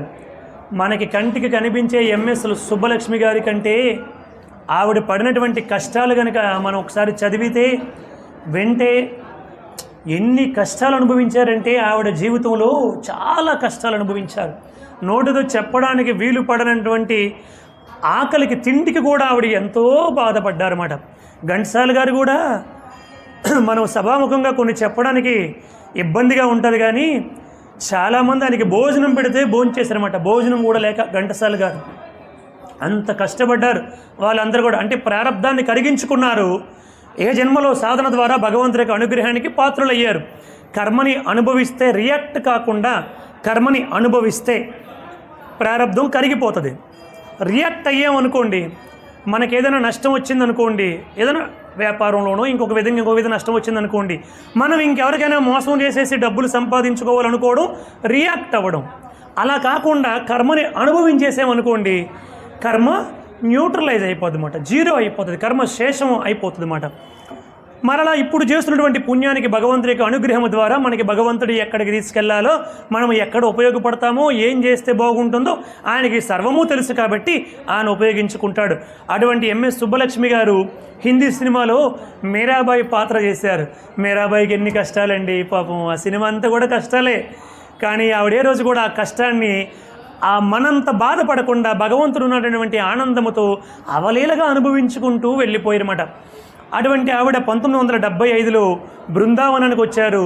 స్వామి ఆవిడకి శ్రీరామచంద్రమూర్తిగా దర్శనాన్ని ప్రసాదించారు. అప్పటి నుంచి స్వామివారి అన్ని కార్యక్రమాలు కూడా, ముఖ్యమైన అన్ని కార్యక్రమాల్లో అంటే దసరా, శివరాత్రి, గురు పౌర్ణిమ, పుట్టినరోజు పండగ, ఇలా అన్నిట్లో కూడా ఆవిడ పాల్గొంటూ స్వామివారిని శ్రీరామచంద్రమూర్తిగా దర్శించుకుంటూ అద్భుతమైనటువంటి కీర్తనలు స్వామివారి మీద పాడారు ఎంఎస్ సుబ్బలక్ష్మి. వీరి కుమార్తెకి ఒకసారి ఒంట్లో బాగలేకపోతే 1982లో స్వామి అన్నారు, నీ కుమార్తెను నా దగ్గర పెట్టుకుంటాను, ఆవిడకి స్వస్థత కలుగుతుంది, తర్వాత నువ్వు తీసుకొని వెళ్దువు, నాకు ఎటువంటి ఇబ్బంది లేదని స్వామివారు వైట్ ఫీల్డ్లో బెంగళూరులో స్వామివారి ఆశ్రమంలో ఆవిడ కుమార్తెను పెట్టుకొని ఆవిడికి మరలా ఆరోగ్యాన్ని కలిగించి మరలా ఆవిడకి అప్పగించారు. స్వామి పుట్టపర్తిలో ఆవిడ చేయి పట్టుకొని దగ్గరుండి స్టేజ్ దగ్గరికి తీసుకెళ్ళి ఆవిడతో మాట్లాడిస్తారన్నమాట. ఆవిడేమీ మాట్లాడలేక స్వామి, తల్లి స్వామి, తండ్రి స్వామి, గురువు స్వామి, దైవం స్వామి అనేసి వచ్చి కూర్చుందన్నమాట. అంతే, ఇంకా ఎక్కువ మాట్లాడలేక, అంటే భావోద్వేగానికి గురైపోయి ఎక్కువ మాట్లాడలేక ఆ 4 మాటలే సర్వం కూడా స్వామి అంటూ చెప్పేసి వచ్చి కూర్చుంది. స్వామి ఆవిడకి ఎన్నో వస్తువులు సృష్టించి ఇచ్చారు. జాన్ హిస్లాప్ అని ఒక భక్తుడు అమెరికా దేశం నుంచి వచ్చాడు. మన భారతదేశం యొక్క బీజాలు వంట పట్టి వాటి యొక్క గొప్పతనము తెలుసుకొని భారతదేశానికి వచ్చాడు. జాన్ హిస్లాప్ క్రిస్టియన్ మాట. అతను చాలామంది చెప్పగా బాబావారి దర్శనానికి పుట్టపర్తికి వచ్చాడు. బొంబాయిలో స్వామివారి దర్శనాన్ని చేసుకొని ఒక సందర్భంలో ఉండేటప్పుడు స్వామి అతడికి యేసు ప్రభువుకు సంబంధించినటువంటి అత్యంత నిగూఢమైనటువంటి విషయాలన్నీ కూడా స్వామివారు చెప్పారు. తర్వాత ఒకసారి స్వామి అనంతపురం కాలేజీ ఆ కన్స్ట్రక్షన్లో చాలామంది సేవలు చేశారని వాళ్ళకి కొన్ని చీరలు తీసుకొచ్చారు. ఒక 100 చీరలు. ఈ హిస్లాప్ గారు అక్కడ దగ్గర ఉన్నారు. అందులో 96 చీరలు స్వామి సెలెక్ట్ చేసి ఒక 4 చీరల్ని పక్కన పెట్టేశారు. హిస్లాప్ గారు ఈ 96 చీరల్ని కట్టగట్టి జాగ్రత్తగా లోపలికి తీసుకొని వెళ్ళి ఒక దగ్గర పెట్టారు. ఈ 4 చీరలు ఒక టేబుల్ మీద పెట్టారు. కొద్దిసేపటికి ఆ చీరల నుండి నీరు వస్తుంది మొత్తం చుట్టూ. ఆయన చూసి చీరల దగ్గర నీరు వస్తుంది ఏమిటి అని ఆశ్చర్యపోతున్నారు. ఇంతలోపు బాబాగారు అక్కడికి వచ్చారు. ఏమిటి హిస్లాప్, ఏమిటి చూస్తున్నావు, what are you seeing Hislop అని స్వామి అడిగారు. స్వామి, ఈ చీరల చుట్టూ నీరు వస్తుంది స్వామి అంటే, అవును ఆ చీరలు ఏడుస్తున్నాయి అన్నారు స్వామి. స్వామి, జడమైన చీరలు ఎక్కడైనా ఏడుస్తాయా అని అడిగారు. అప్పుడు చెప్పారు స్వామి, అవును అవి నా కరస్పర్శకు నోచుకోలేదని, నా సేవకు ఉపయోగపడలేదని ఏడుస్తున్నాయి హిస్లాప్ అన్నారు. స్వామి, ఇది సాధ్యమా అంటే, అవును అలనాడు శ్రీరామచంద్రమూర్తి వారధి నిర్మాణము చేస్తూ ఉంటే అంగదుడి ద్వారా ఒక వర్తమానం వచ్చింది. 100 యోజనముల వారధి నిర్మాణము పూర్తి అయిపోయింది, ఎక్కడ కొండలు ఎక్కడ బండలు అక్కడ వదిలేయండి అని చెప్పి అంగదుడి ద్వారా వర్తమానం వచ్చింది. అందరూ వారి వారి కొండల్ని బండల్ని అక్కడ వదిలేశారు. కానీ ఒక కొండ మాత్రము రామచంద్రుడితో వాదించింది. రామచంద్ర, ఆ యొక్క వానరులను నన్ను పెకలించి వేయగానే నీ సేవకు ఉపయోగపడతానని, నీ పాద స్పర్శకి నేను నోచుకుంటానని పెళ్ళుబుకి బయటకు వచ్చేసానయ్యా పరమానందముతో. అటువంటిది ఇప్పుడు ఈ వారధి నిర్మాణం నేను ఉపయోగపడలేకపోయాను, నీ సేవకు ఉపయోగపడలేదు, నీ పాద స్పర్శకి నోచుకోలేదు, నేను ఏమి పాపం చేశాను రామచంద్ర అంటూ ఆ కొండ రాముడితో వాదించిందంట. ఇది ఎవరికి తెలుస్తుంది? రాముడికి కొండకే తెలుస్తుంది కదా అండి. వాదించింది. అలా వాదిస్తే అప్పుడు రాముడు అన్నాడు, నువ్వేమి కూడా బాధపడొద్దు, రాబోయే ద్వాపర యుగములో నిన్ను తప్పకుండా ఉపయోగించుకుంటాను అన్నాడంట రామచంద్రమూర్తి. ఆ కొండే గోవర్ధనగిరి పర్వతముగా దేవేంద్రుడి యొక్క రాళ్ళ వర్షము నుంచి కాపాడడానికి శ్రీకృష్ణ పరమాత్ముడి యొక్క కరస్పర్శకు నోచుకుని 7 రోజుల పాటు ఇంద్రుడి యొక్క రాళ్ళ వర్షం నుంచి కాపాడబడింది అని చెప్పారు సాయిబాబా వారు. అవతార పురుషుడి యొక్క కరస్పర్శకు నోచుకోకపోతే జడమైనటువంటి వస్తువు కూడా ఏడుస్తుంది అని చెప్పారు సాయిబాబా వారు. చూడండి, జై బోలో భగవాన్ శ్రీ సత్య సాయి బాబాజీకి. అది చెప్తూ స్వామి అన్నారు, చూసే కళ్ళు, వినే చెవులు, స్పందించే హృదయం ఉండాలి కానీ ఈ సృష్టిలో హృదయం లేనిది, సుఖదుఖాలు లేనిది ఏది ఉండదు అన్నారు బాబా. అంటే నీకు ఆ జ్ఞానం ఉండాలి కానీ, అది తెలియాలి కానీ, అంత హృదయం ఉండాలి కానీ, ఆ కళ్ళు ఉండాలి కానీ, ప్రతి దాంట్లోనూ కూడా చైతన్యము ఉంది. చైతన్యము లేనటువంటి ప్రదేశము కానీ, వస్తువు కానీ, వాహనము కానీ ఏమీ లేదు అని చెప్పారు బాబావారు.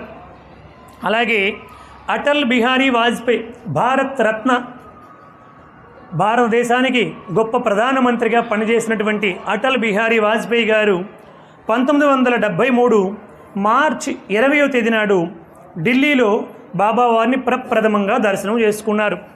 స్వామి వారికి అనేక సూచనలు, అనేక సలహాలు ఇచ్చి అంతకు పూర్వం జరిగినటువంటి కొన్ని పొరపాట్లను కూడా వారికి తెలియపరిచారు. ఆ దివ్యత్వానికి ఆకర్షితులై అప్పటి నుంచి బాబా బెంగళూరులో ఉన్న, ఢిల్లీలో ఉన్న, బొంబాయిలో ఉన్న, కలకత్తాలో ఉన్న, చెన్నైలో ఉన్న, పుట్టపర్తిలో ఉన్న, వారికి అవకాశం ఉన్నప్పుడంతా కూడా బాబా వారి దగ్గరికి వచ్చేవారు వాజ్పేయి గారు. మీరు యూట్యూబ్లో కొడితే ఆయన ఎప్పటి నుంచి ఆర్ఎస్ఎస్లో ఉన్నప్పటి నుంచి కూడా బాబా వారి దగ్గరికి వస్తూ వెళ్తూ ఉండేవారు అన్నమాట. ఆ ఫొటోస్ అన్నీ కూడా ఒక దగ్గర పెట్టారు, మీరు కొడితే వస్తాయన్నమాట. మీ గ్రూప్లో కూడా కొన్ని పెట్టాను, మొన్నటి రోజు పెట్టాను, మీరు చూసారో లేదో నాకు తెలియదు. ఎవరిది పెట్టానంటే మన హైదరాబాద్ రాష్ట్రానికి మొట్టమొదటి ముఖ్యమంత్రి అయినటువంటి బూర్గుడు రామకృష్ణారావు గారి కుమారుడు ఇంటర్వ్యూ పెట్టానమాట. అంటే మీరు ఇవన్నీ చూస్తే తెలుస్తాయి అన్నమాట. సరే, అట్లా 73లో స్వామిని దర్శనం చేసుకున్నారు. ఒకసారి బెంగళూరు వచ్చినప్పుడు బాగా సన్నిహితం అయిపోయారు. స్వామి భగవంతుని తెలుసుకున్నారు. స్వామి ఎప్పుడు వెళ్తున్నావు అని అడిగారు. బెంగళూరులో స్వామి దర్శనం అయిపోయిన తర్వాత, స్వామి ఇప్పుడే వెళ్ళిపోతాను స్వామి, దర్శనం చేసుకొని వెళ్ళిపోదాని వచ్చాను, నాకు ఒక అత్యవసరమైన మీటింగ్ ఉంది స్వామి అన్నాడు. రేపు వెళ్ళొచ్చు కదా అన్నారు స్వామి. లేదు స్వామి, చాలా ముఖ్యమైన మీటింగ్ ఉంది, నేను వెళ్ళాలి స్వామి అన్నారు. సరే నీ ఇష్టం అన్నారు స్వామి. ఆయన బయలుదేరి వెళ్ళారు. అక్కడ వైట్ ఫీల్డ్, బెంగళూరు బయటకు రాగానే వైట్ ఫీల్డ్ ఉంటుంది, కాడిగూడ స్టేషన్ ఉంటుంది. అక్కడ 2 గేట్లు పడ్డాయి. ఈయన కారు వెళ్ళడం లేట్, అప్పటికి ఈయన ప్రధానమంత్రి గట్ట కాదు కదా, ఒక కార్యకర్త కాబట్టి ఆ గేట్లు పడడం వల్ల లేట్ అయ్యింది. చాలా ప్రయాసపడి అక్కడికి వెళ్ళేసరికి ఫ్లైట్ వెళ్ళిపోయింది. ఆయన అనుకున్నాడు, అయ్యో ఫ్లైట్ తప్పిపోయానే అని బాధపడ్డాడు. కొద్దిసేపటికే తెలిసిన విషయం ఏమిటంటే ఇంజిన్లో సమస్య వచ్చి ఆ విమానము మొత్తం కింద పడిపోయి మొత్తం కాలిపోయిందన్నమాట. అందులో ఉన్న వాళ్ళందరూ కూడా చచ్చిపోయారు. వెంటనే వాజ్పేయి గారికి కళ్ళు తిరిగి, స్వామి అందుకే నన్ను రేపు వెళ్ళమన్నారు అని తక్షణమే బయలుదేరి బాబా గారి దగ్గరికి వచ్చారు. స్వామి నన్ను క్షమించండి, మీ మాట వినకుండా వెళ్ళాను, అయినప్పటికీ మీరు నన్ను రక్షించారంటే స్వామి అన్నారు, కొందరిని కొన్ని సమయాలలో రక్షించాలి, ఇదే దైవ రహస్యం అంటే అన్నారు స్వామి. కొందరిని కొన్ని సమయాలలో రక్షించాలి, ఇదే దైవ రహస్యం అంటే అన్నారు. అంతకంటే ఎక్కువ మాటలు ఏం ఆడరండి. నేనే కాపాడాను, నేనే గేట్లు వేయించాను, నేనే గేట్ మ్యాన్కి బుర్ర పని చేయకుండా చేశాను, అంతా నేనే చేశాను, మనమైతే ఖచ్చితంగా అలా చెప్పుకొని ఉండేవాళ్ళని. దేవుడు అలా ఏమీ చెప్పడు, అదేదో అలా జరిగింది అన్నట్టుగా చెప్తాడు అన్నమాట. అది దేవుడు అంటే.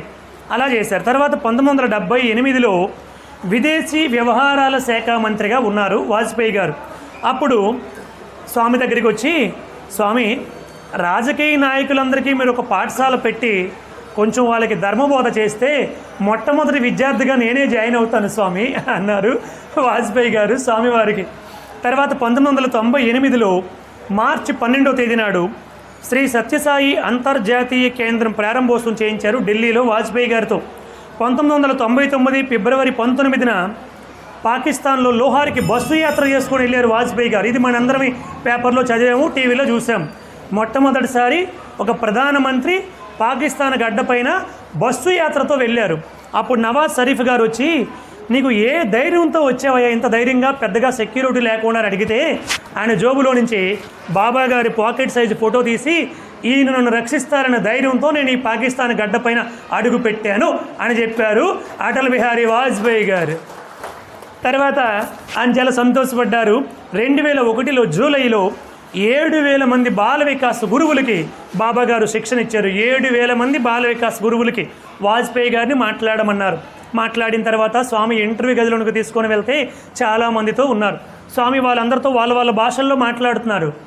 వాజ్పేయి నీకు అర్థమవుతుందా నేను ఏ భాష మాట్లాడుతున్నానంటే? నాకు ఒక ముక్క కూడా అర్థం అవ్వలేదు స్వామి, అసలు మీరు ఏం మాట్లాడారంటే అది వాళ్ళ దేశంలో వాళ్ళ లోకల్ లాంగ్వేజ్, అది వాళ్ళకి ఆ లాంగ్వేజ్లో మాట్లాడితేనే అర్థమవుతుంది. వాళ్ళకి ఇంగ్లీష్ కూడా రాదు, హిందీ రాదు, ఏమీ రాదన్నమాట. వాళ్ళ లోకల్ లాంగ్వేజ్ అది అన్నారు. స్వామి చాలా సంతోషం అంటూ కొద్దిసేపు అయిన తర్వాత, స్వామి ఒక చిన్న ప్రశ్న చెప్పు వాజ్పేయి అన్నారు స్వామి. స్వామి మీ విద్యార్థులందరూ చాలా వినయ విజేతలతో ఉంటున్నారు. ఇటువంటి విద్యార్థుల్ని రాజకీయాల్లోనికి తీసుకొస్తే ఈ దేశం చాలా బాగుపడుతుంది కదా స్వామి అన్నారు. అప్పుడు స్వామి అన్నారు, రాజకీయాలు పాలిటిక్స్, అవి పాలిట్రిక్స్. ఆ ట్రిక్స్ నా విద్యార్థులకి ఎవరికి రావు. అవి పాలిటిక్స్ కాదు, పాలిట్రిక్స్. ఆ ట్రిక్స్ నా విద్యార్థులకి రావు. కాబట్టి వీళ్ళు ఇలాగుంటేనే వీళ్ళ తాలూకు సాధన వల్ల, ఆచరణ వల్ల, వీళ్ళ సత్ప్రవర్తన వల్ల ఈ లోకంలో చాలా మార్పు వస్తుంది. అటువంటి కోరికలు ఏమీ కోరుకోవద్దు. ఇది కొంచెం ఆలస్యంగా వస్తుంది, కానీ పర్మనెంట్గా ఉంటుంది. నీవు చెప్పినటువంటిది వెంటనే వచ్చేస్తుంది, వెంటనే కొలాప్స్ అయిపోతుంది. కాబట్టి start early, drive slowly, reach safely అన్నారు. కాబట్టి పర్మనెంట్గా ఉంటుంది నా విద్యార్థులు వచ్చినటువంటి మార్పుని నీవు చూస్తూ ఉండు అన్నారు స్వామి. మార్పు మీ లోపల నుంచి తీసుకుని రావాలి. కృష్ణ పరమాత్ముడు ఉన్నాడండి, పక్కనే కౌరవులు ఉన్నారు. కృష్ణుడు ఇలా అని మార్చొచ్చుగా, కౌరవుల్ని మార్చలేడా? మార్చగలడా? మార్చలేడండి అనుకుంటే. ఆయన అనుకున్నాడా? మనమేమనుకుంటాము, నిజంగా దేవుడు ఉంటే ఇలా మార్చేయవచ్చు కదా అందరినీ.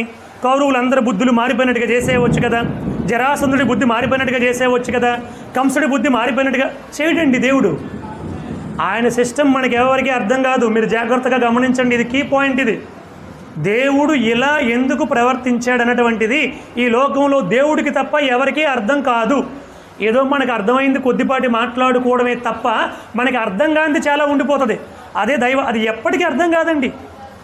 ఇప్పుడు ఎంతోమంది ఎన్నో చేశారండి, ఎన్నో లేనిపోయినటువంటి చేష్టలు నిత్యము చేస్తూనే ఉన్నారు.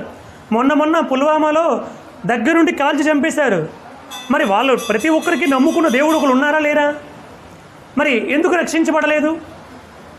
అది మనకి ఎప్పటికీ అర్థం కాదు. ఇది ఎప్పటికీ అర్థం కాదండి. వాళ్ళు రాముని నమ్ముకునే వాళ్ళు ఉన్నారు, సాయిబాబాని నమ్ముకునే వాళ్ళు ఉన్నారు, జగన్మాతను నమ్ముకునే వాళ్ళు ఉన్నారు, యేసు ప్రభువుని నమ్ముకునే వాళ్ళు ఉన్నారు, ముస్లిమ్స్ను నమ్ముకున్నటువంటి వాళ్ళు అందరూ ఉన్నారు కదా. మరి అందరూ చచ్చిపోయారే, ఎందుకు కాపాడబడలేదు? మరి ఎంతమంది దేవుడిలో ఏ దేవుడు కూడా ఎందుకు కాపాడలేదంటే ఇది ఎప్పటికీ నీకు అర్థం కాదని చెప్పారు స్వామి. ఇది ఎప్పటికీ నీకు అర్థం కానే కాదు, అంతే. అదే దైవ రహస్యం అంటే. కాబట్టి అది నీకు ఎప్పటికీ అర్థం కాదు. నువ్వు చేయాల్సింది ఏమిటంటే తప్పుని తప్పు అనాలి, తప్పుకు శిక్ష వేయాలి, అంతే. మంచిని మంచి అనాలి, మంచినే ప్రచారం చేయాలి, మంచినే చేయాలి, మంచినే చెప్పాలి, మంచి కార్యక్రమాలను పాల్గొవాలి, అంతే. ఇది ఇలా ఎందుకు జరిగింది, అది అలా ఎందుకు జరిగింది అన్నటువంటిది ఎప్పటికీ అర్థం కానే కాదని చెప్పేశారు బాబావారు. జై బోలో భగవాన్ శ్రీ సత్యసాయి బాబాజీకి. స్వామి చెప్పారండి, దుర్యోధనుడు వాష్రూమ్కి వెళ్ళాడంట. మధ్యలో ధర్మరాజు పంపించాడు. దేనికి? సంధికి, ఆఖరి ప్రయత్నం. అప్పటికే విసిగిపోయాడు కృష్ణుడు, కానీ మళ్ళీ పంపించాడు. ఒకసారి చివరి ప్రయత్నం చెయ్యు బావా, నాకు యుద్ధం ఇష్టం లేదు అంటే పాపం కృష్ణుడు మళ్ళీ వచ్చాడు. కృష్ణుడినే బంధించాలనుకున్నాడు వాడు, మూర్ఖుడు. కృష్ణుడినే బంధించాలనుకున్నాడు. సరే, బలరాముడు వచ్చాడు, బంధించి చూడండి మీకు ఏం జరుగుతుందని గట్టిగా హెచ్చరించాడు. అది పక్కన పెడదాం. సరే, ఇక్కడికి వస్తే అప్పుడు కృష్ణుడు వచ్చేసాడు. వచ్చేసిన తర్వాత అంటే ఆ మధ్యలో ఒక బ్రేక్ మాట. వాళ్ళకి మనలాగే రాజులు కదా, స్వామి చెప్పారన్నమాట. రాజులు వాళ్ళందరూ, వాళ్ళకు కూడా బ్రేక్ ఉంటుంది. కొన్ని గంటల పాటు మాట్లాడారు. మనం అనుకున్నట్టుగా ఏదో 5 నిమిషాలు 10 నిమిషాలు కాదు. అసలు ఈ రాజ్యం ఎవరిది, ఎక్కడి నుంచి వచ్చింది, ఎవరెవరికి ఎంతెంత భాగం వెళ్ళాలి, ధర్మం ప్రకారంగా వాళ్ళ భాగం వాళ్ళకి ఇవ్వాలి కదా, ఈ ప్రకారంగా చూసుకుంటే ఇంత ఇవ్వాలి కదా, ఈ ప్రకారంగా చూసుకున్నా ఇంత ఇవ్వాలి కదా, వాళ్ళు 5 ఊర్లు అడుగుతున్నారు కదా అని కృష్ణుడు చాలా పెద్ద ప్రయాసపడ్డాడు. వాడు వినలే. స్వామి చెప్పారు, వాష్రూమ్కి వెళ్ళారంట. ఎవరు? బ్రేక్లో. ఆ వాష్రూమ్కి వెళ్తే జగన్నాథుడు పరమాత్ముడు, కృష్ణ పరమాత్ముడు ఆ వాష్రూమ్ దగ్గర, ఆయన కూడా వాష్రూమ్కి వెళ్ళి బయటకు వచ్చి ఆ దుర్యోధనుడు బయటకు వచ్చిందాక అక్కడ ఉన్నారంటండి. పరమాత్ముడు వాడికి బుద్ధి కలిగించడానికి ఎంత ప్రయత్నం చేశారో చూడండి. స్వామి చెప్పారు, అక్కడ వెయిట్ చేశారంట. దుర్యోధనుడు బయటకు వచ్చాడంట. అక్కడ ఆగి, దుర్యోధన నా మాట విను అని చేయి పట్టుకొని, ప్రేమగా చేయి పట్టుకొని, నా మాట విను దుర్యోధన, నువ్వు చేస్తుంది తప్పు, వాళ్ళ రాజ్యాన్ని వాళ్ళకి ఇచ్చే, వాళ్ళు చాలా గొప్పవాళ్ళు, నిన్ను చాలా ప్రేమగా చూసుకుంటారని ప్రేమగా చేయి ఇలా కొడుతూ చెప్పారంట. ఎవరు? కృష్ణ పరమాత్ముడు. ఆయన సంకల్పిస్తే దుర్యోధనుడు ఎంత, కర్ణుడు ఎంత, ధృతరాష్ట్రుడు ఎంత, భీష్ముడు ఎంత, అశ్వత్థామ ఎంత, ద్రోణాచార్య ఎంత, కృపాచార్యుడు ఎంత, అసలు వీళ్ళందరూ ఎంతండి ఆయన దగ్గర. కానీ ఆయన కూడా సామాన్య మానవుడిలాగా బ్రతిమాలుతూ చాలా అభ్యర్థించాడంట. దుర్యోధనుడు ఏం చేశాడంటే ఇలా ప్రేమగా చేయి కొడితే కృష్ణుడు ఈ చేయి పైన ఆయన చెయ్యేసి, కృష్ణ నువ్వు చెప్పిందంతా సత్యం అని నాకు తెలుసు, కానీ నువ్వు చెప్పింది నాకు వినబుద్ధి అయ్యేది అన్నాడంట. అంతేవాడు ఏమయ్యాడు? చివరికి దిక్కులేని చావు చచ్చాడు. అవునా కాదండి? కృష్ణ పరమాత్ముడు తీసుకుని వెళ్ళి వాడు లోపల మడుగులో దాగున్నాడయ్యా, వాడు జలస్తంభన విద్య నేర్చుకున్నాడు, వాడిని బయటకు పిల్లన్నాడు. ధర్మరాజు ఎలా బయటకు వస్తాడు? వాడిని బండబూతులు తిట్టన్నాడు కృష్ణుడు. తిట్టాడు ధర్మరాజు, నీకు నిజంగా మీసం ఉందా? అతికించుకున్నావా? నువ్వు మగవాడు అయితే బయటకు రా, లేకపోతే వాటం అంగీకరించు, వాటం అంగీకరిస్తే మా రాజ్యాన్ని మేము తీసుకుంటామని బలరాముడు బాగా తిట్టాడు. మహాభారతం చదివితే మీకు తెలుస్తుంది. అప్పుడు వాడు అది భరించలేక, వాడి కోపం రోషం ఎక్కువ కదా, భరించలేక రివ్వును బయటకు వచ్చాడు. బయటకు రాగానే స్వామి చెప్పారన్నమాట, బయటకు రాగానే సరే నువ్వు ఎవరిని కోరుకుంటావో కోరుకో, మాలో వాటం అంగీకరించేస్తావా, నిన్ను చంపం వదిలిపెట్టేస్తాం పో, లేదా యుద్ధం చేయి మాలో ఎవరితోనైనా అన్నాడు. ఎవరితోనైనా యుద్ధం చేయి అనగానే కృష్ణుడు, అబ్బా ఈ ధర్మరాజుకి ఇదే వచ్చిన సమస్య, ఇప్పుడు కోరుకున్నాడు అనుకో నకులుడితోనో సహదేవుడితోనో ఒక్క దెబ్బకి చంపేయగలడు, అంత బలవంతుడు వాడు. 6 నెలల పాటు గదా యుద్ధాన్ని బలరాముడి దగ్గర నేర్చుకున్నాడు దుర్యోధనుడు. మహాబలవంతుడు, వాడికి చాలా గొప్ప విద్యలని కూడా తెలుసుమాట. ఆ గదా యుద్ధంలో మెలకువలన్నీ తెలుసు, చంపేస్తాడు అవలేలుగా. అప్పుడు కృష్ణుడు తన యోగమాయన సంకల్పించి వాడితో ఏమని కోరిపించాడంటే, కయ్యానికైనా వియ్యానికైనా సమవుజ్జి ఉండాలి కాబట్టి ఈ భీముడే నాకెప్పుడు కూడా శత్రువు కాబట్టి ఈ భీముడితో నేను యుద్ధాన్ని కోరుకుంటున్నాను అన్నాడు.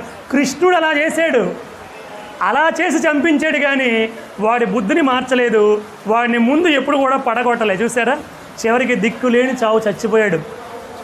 పాండవులు అంత గొప్పవాళ్ళు, ఆ భగవంతుడు వాళ్ళ గొప్ప గురించి స్వామి చెప్పారు. విద్యార్థులతో రాపించి ఈ డ్రామాలన్నీ కొన్ని 100 డ్రామాలు బాబాగారు పెన్ను పేపరు పట్టుకుని రాయించేయించారండి. ఈ ఘట్టాలన్నీ కూడా అద్భుతంగా రాశారు. మహాభారతంలో లేనివి ఎన్నో స్వామివారు చెప్పారు. ఇవన్నీ అనుభవించిన వాడిని కాబట్టి నాకు మాత్రమే తెలుసు అన్నారు స్వామి. రామాయణంలో లేని ఎన్నో గొప్ప గొప్ప విషయాలు చెప్పారు. కృష్ణ పరమాత్ముడు భాగవతంలో లేనివి ఎన్నో చెప్పారు. ఇవన్నీ నేను అనుభవించాను కాబట్టి నాకు మాత్రమే తెలుసు అన్నారు బాబావారు. స్వామి అంటారు, ఆ సంధికి వెళ్ళి కృష్ణ పరమాత్ముడు వచ్చేసిన తర్వాత స్వామి మాత్రమే చెప్పారండి, ఎక్కడ లేదు, నేను చాలా పుస్తకాలు చదివాను.